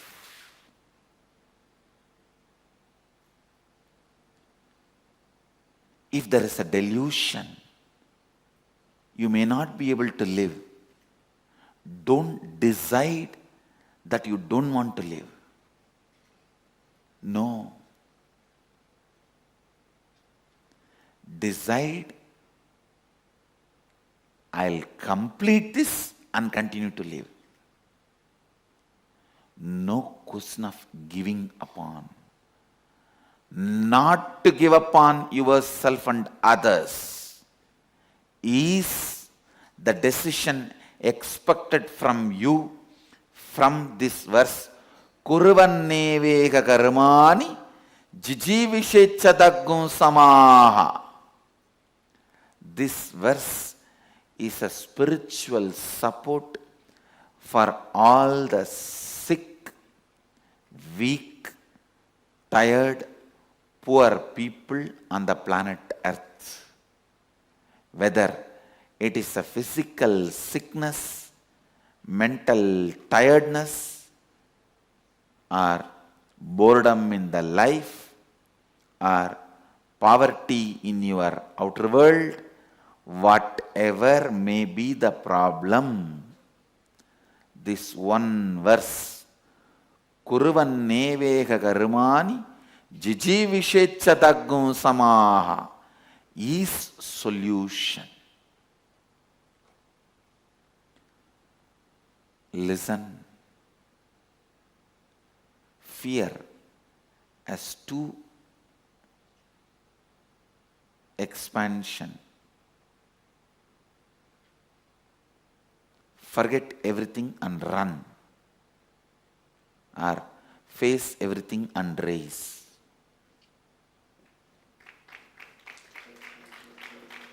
All your decisions not to live is made in powerless space.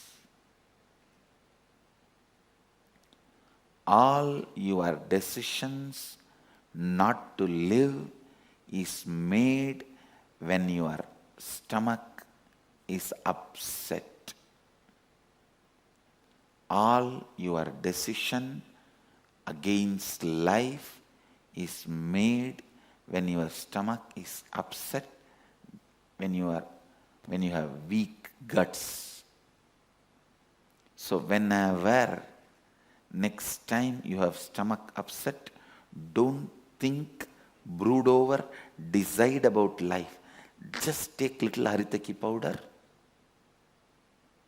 clean, then sit and plan your life.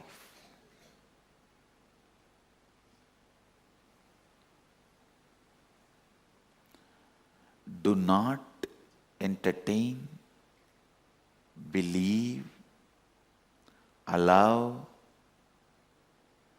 do not entertain, believe, allow,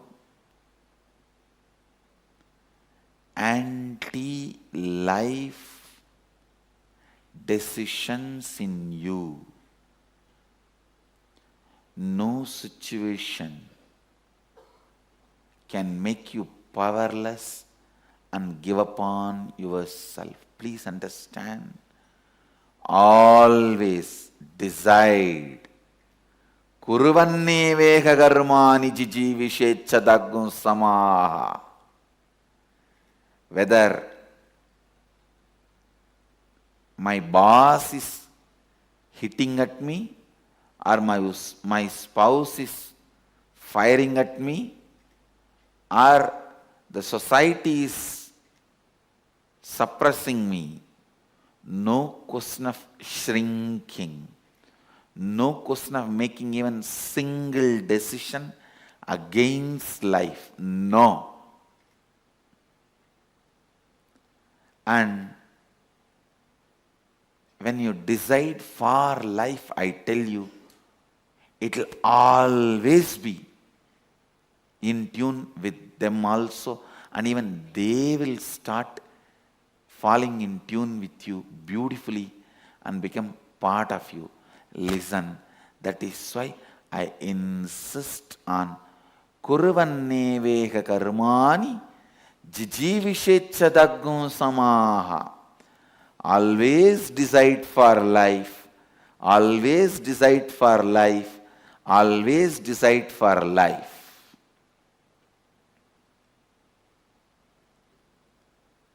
Not having money in your bank account cannot make you poor.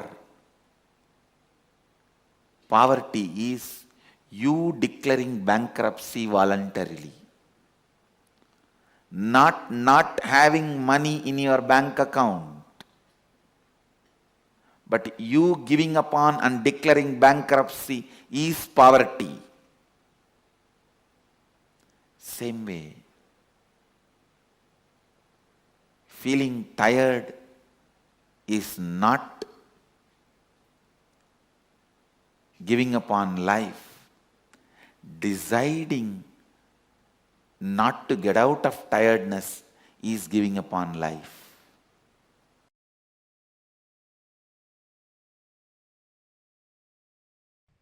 Kena Upanishad. Brief technical introduction. The word Kena means whom. The Upanishad appears as the 9th chapter in Talavakkara Brahmana of the Samaveda, and also known as Talavakkara Upanishad in our Jaimini Brahmana. 35 verses and Shanti Mantra. It's one of the very important Upanishad. And as per the Muktiko Upanishad, it's a second Upanishad. The whole order Upanishad is also called, known as Talavakkara Upanishad. Kena means exactly, the word means whom, by whom. Kene shitam, by whom willed or directed, directing the enquiry of the truth to its very source is the seed of Kenopanishad. Please understand. This Upanishad directs your seeking to the source. I'll start with the Shanti Mantra, then I'll introduce the Upanishad. Please chant along with me. Apyayandu mamangani. Listen, the verse actually is mamangani, Patapeta is Mamangani, means the way I heard from my Guru is Patapeta. The Patapeta is Mamangani. The Ma plus not full A, half A. Mamangani. Apyayandu. Mamangani. Vakprana chakshuhu. Shrotramado. Balamindriyani cha. Sarvani. Please understand the original mantra is Sarvani. Patapeta is Sarvani. The half U is added. Sarvani.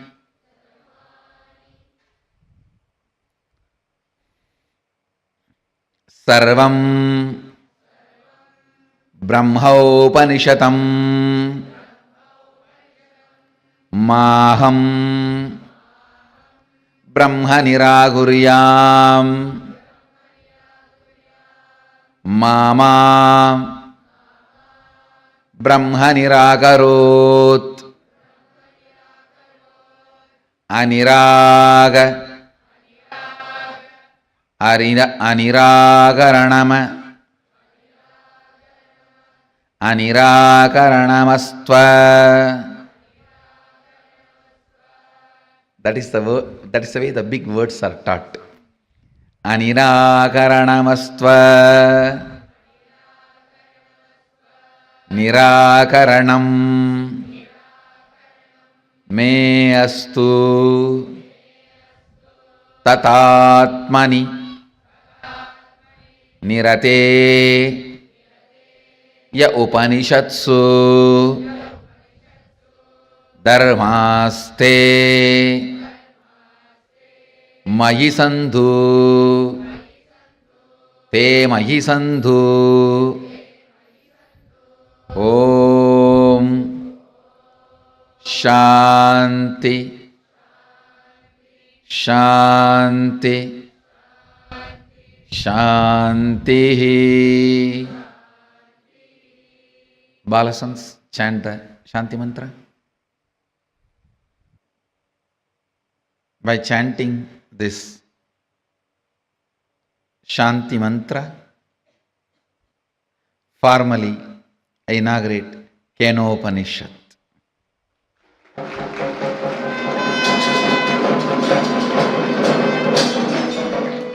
Understand the subject matter of the Keno Upanishad. Now, that is the important thing.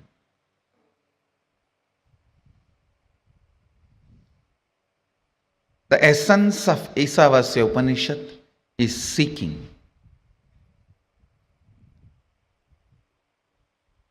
The essence of Keno Upanishad is seeking into the very source. Not just who am I, by whom am I? Understand?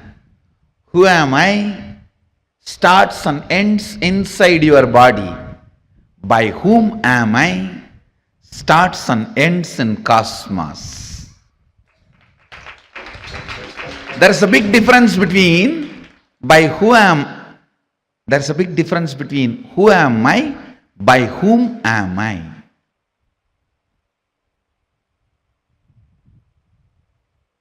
Enquiring into you is seeking. Enquiring into the source is seeking the very source. The subject matter of Keno Upanishad deals with multiple sacred secrets, sacred truths.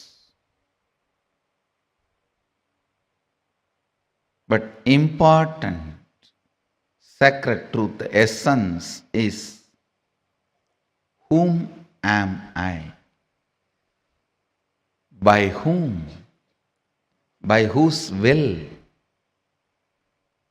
everything came to existence?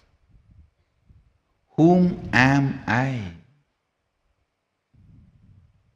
Some of the best brains produced in the planet Earth were rishis. Some of the best people happened in the planet Earth were rishis. I still wonder, seeing the kind of a subtlety and capacity to catch and reflect the cosmic truth. Please understand.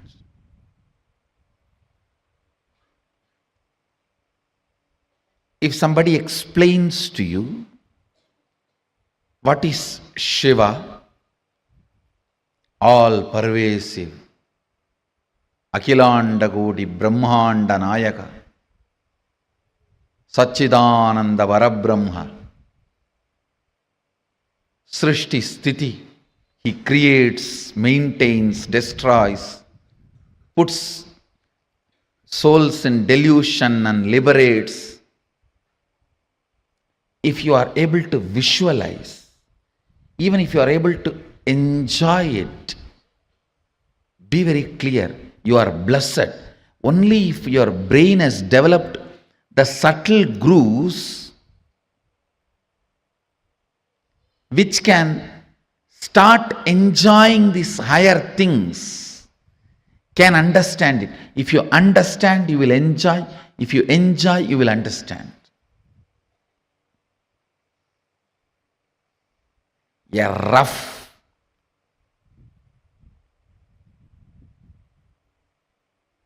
grass, politicians, dull head can never capture this. For him, he only knows what I can grab today, push it behind my seat, without even bothering about from behind the seat somebody else is stealing and running. He doesn't even have a time to check whatever he pushed behind the seat is there or not.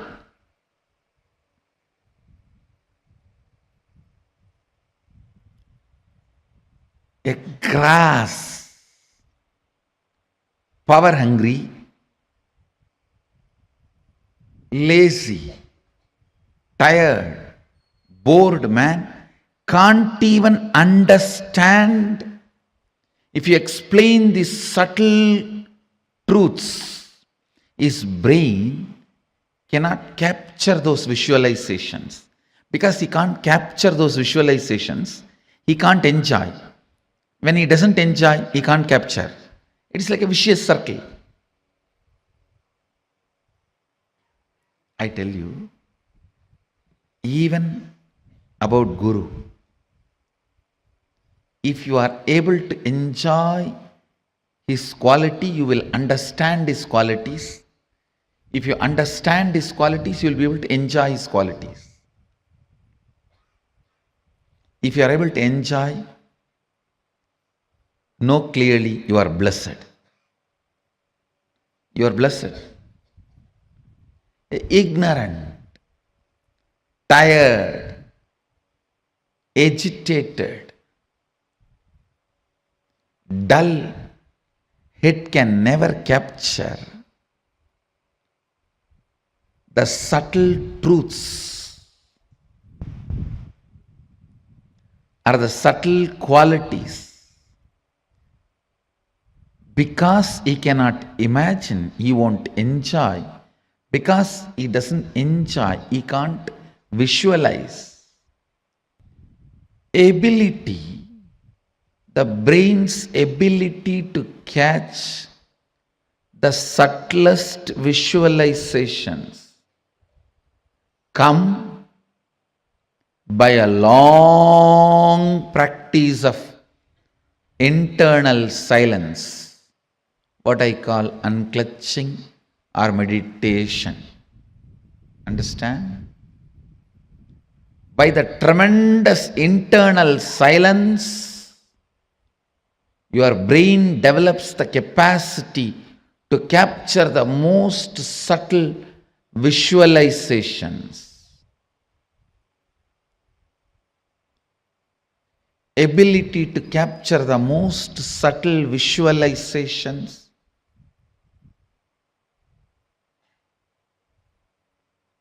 is the awakened intelligence. Whoever is able to capture subtlest truths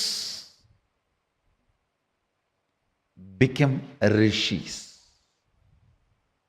His brain has evolved, developed such subtle grooves. It started reflecting the cosmic truths. It started capturing the cosmic truths. It started becoming a pure, silent water pond where the moon is reflecting, as if it has come down to planet Earth.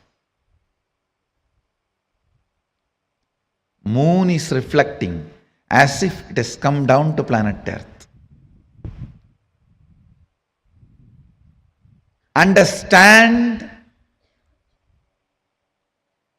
practicing surrender or unclutching or Anandagandha Dhyana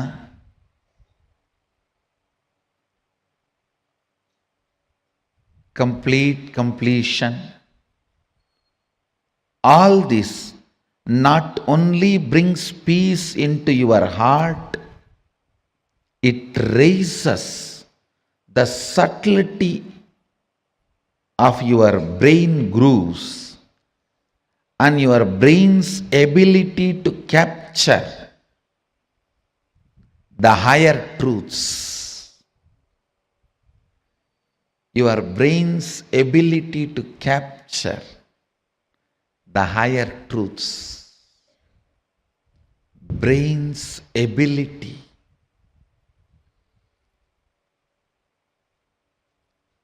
to live the higher truths. Anything your brain is able to capture, it stores as record. The most subtle one your brain captured makes itself as your cognition and life's goal. Understand?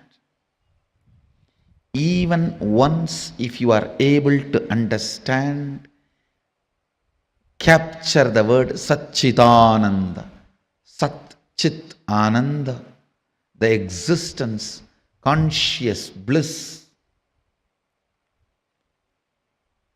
Anything which is subtle, the most subtlest experience, imagination, visualization, your brain is able to capture.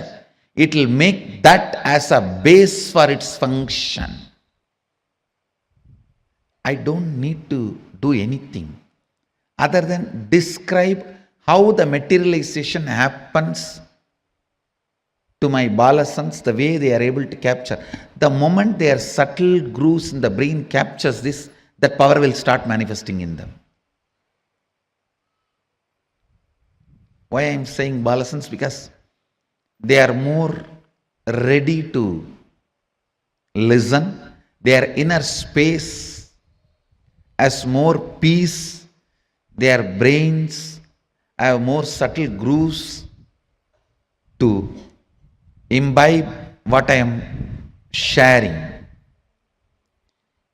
When I explain that science, if you can visualize it, that power will start manifesting in you. Because anything your brain can visualize, it will make that as your basic functionality. If I can explain moving from one body to another body, astral travel, and your brain is subtle enough to capture it, visualize it, you will start manifesting that power. All powers are like that only.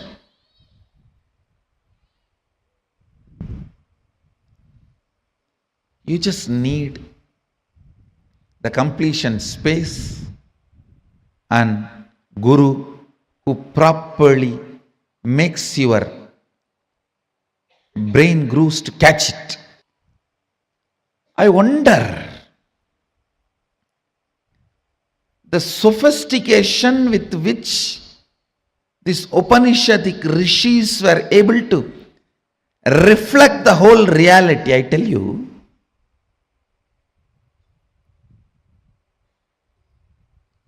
the detail with which they describe the stars and the planets in Vedas and Agamas, you will be shocked. Even I was wondering, how did they say, unless you see, you can't pen down so detail, such detail. The biggest conspiracy done against Bharat is the Indian astronomy and astrology was not given its due respect and legitimacy, brushed aside in the name of myth and mythology.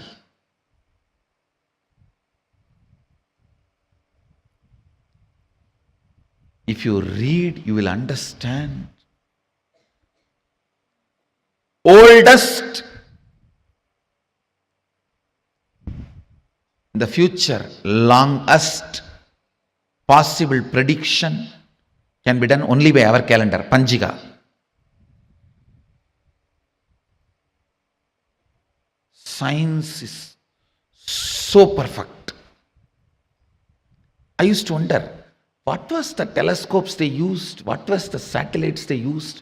How did they so precisely record the details? Actually, the exact method happened. I saw in the cosmic records. One rishi will sit in samadhi and reflect the whole cosmos in his inner space. The other rishi will just see his inner space, do fast forward, just like how you handle the iPad and pen down. That's the way they have done it. He will become so pure, complete completion, his inner space will just reflect the whole Milky Way, the whole cosmos. And the other rishi who is recording will push, pull, do fast forward or rewind, even zoom in, zoom out and pen down.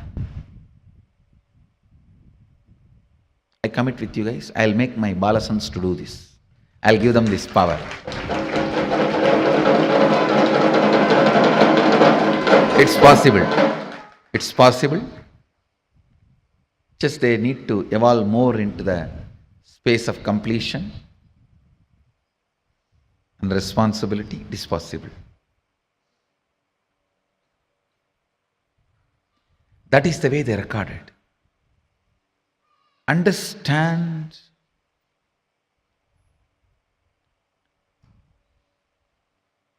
more and more your inner space gets into completion, more and more you will catch the sacred secrets about the source, cosmos. This question, by whom? Keneshitam.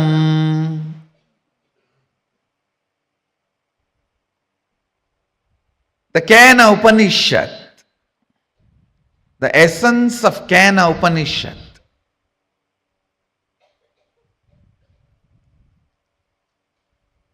you can experience the essence if you make your inner space completely complete.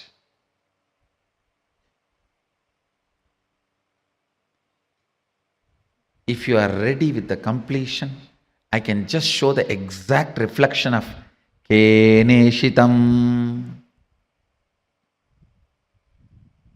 By whom?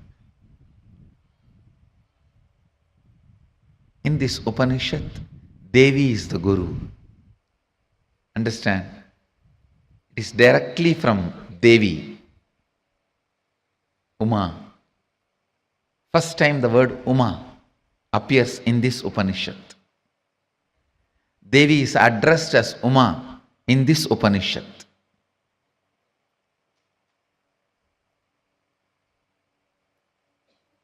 The word Ishvara, Isha, is used for Mahadeva in the first Upanishad.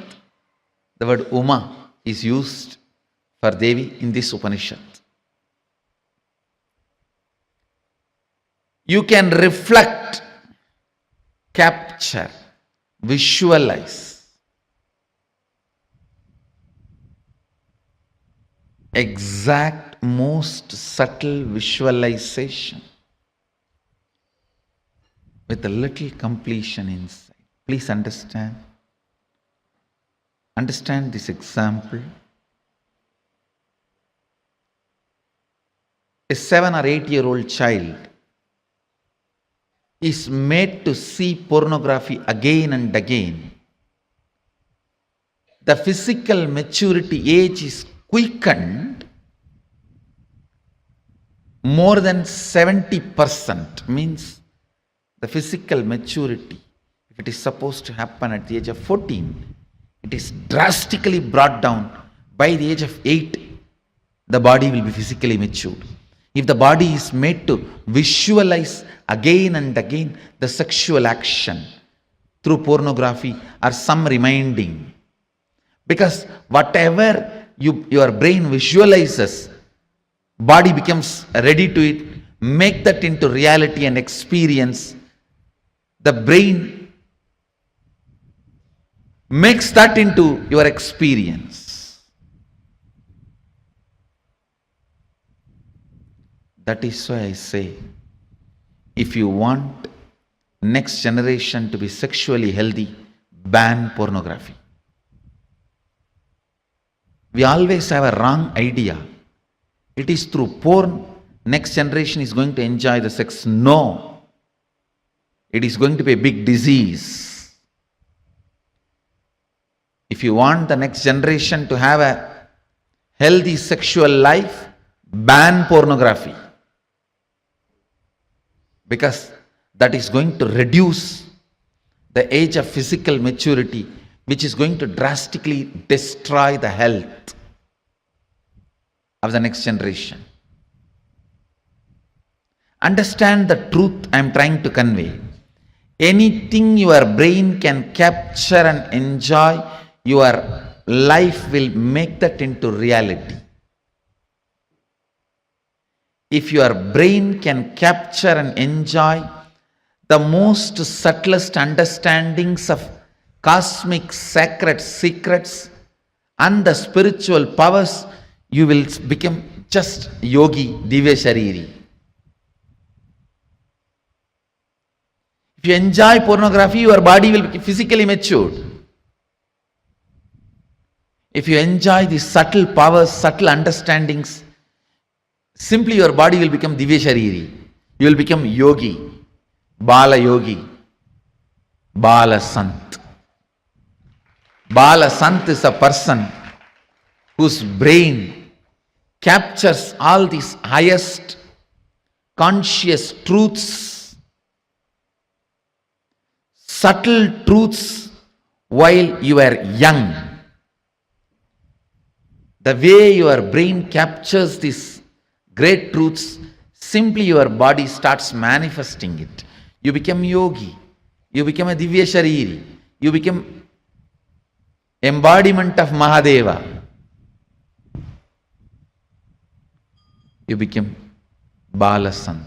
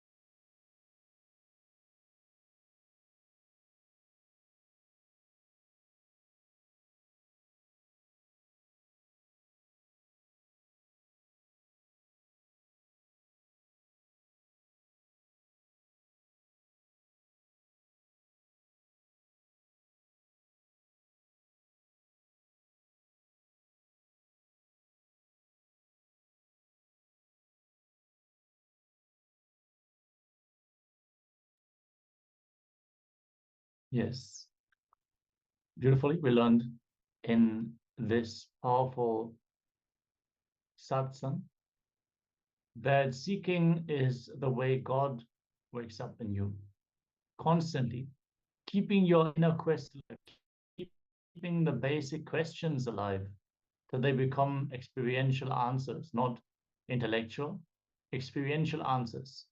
That is seeking. What am I doing? Every day, what am I doing?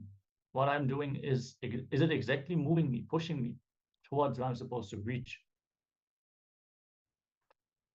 What am I doing? Where am I going? Where am I heading? These are the essential questions that are expressed by the true seeking. The true seeking. Now sit with deep seeking and pure questioning.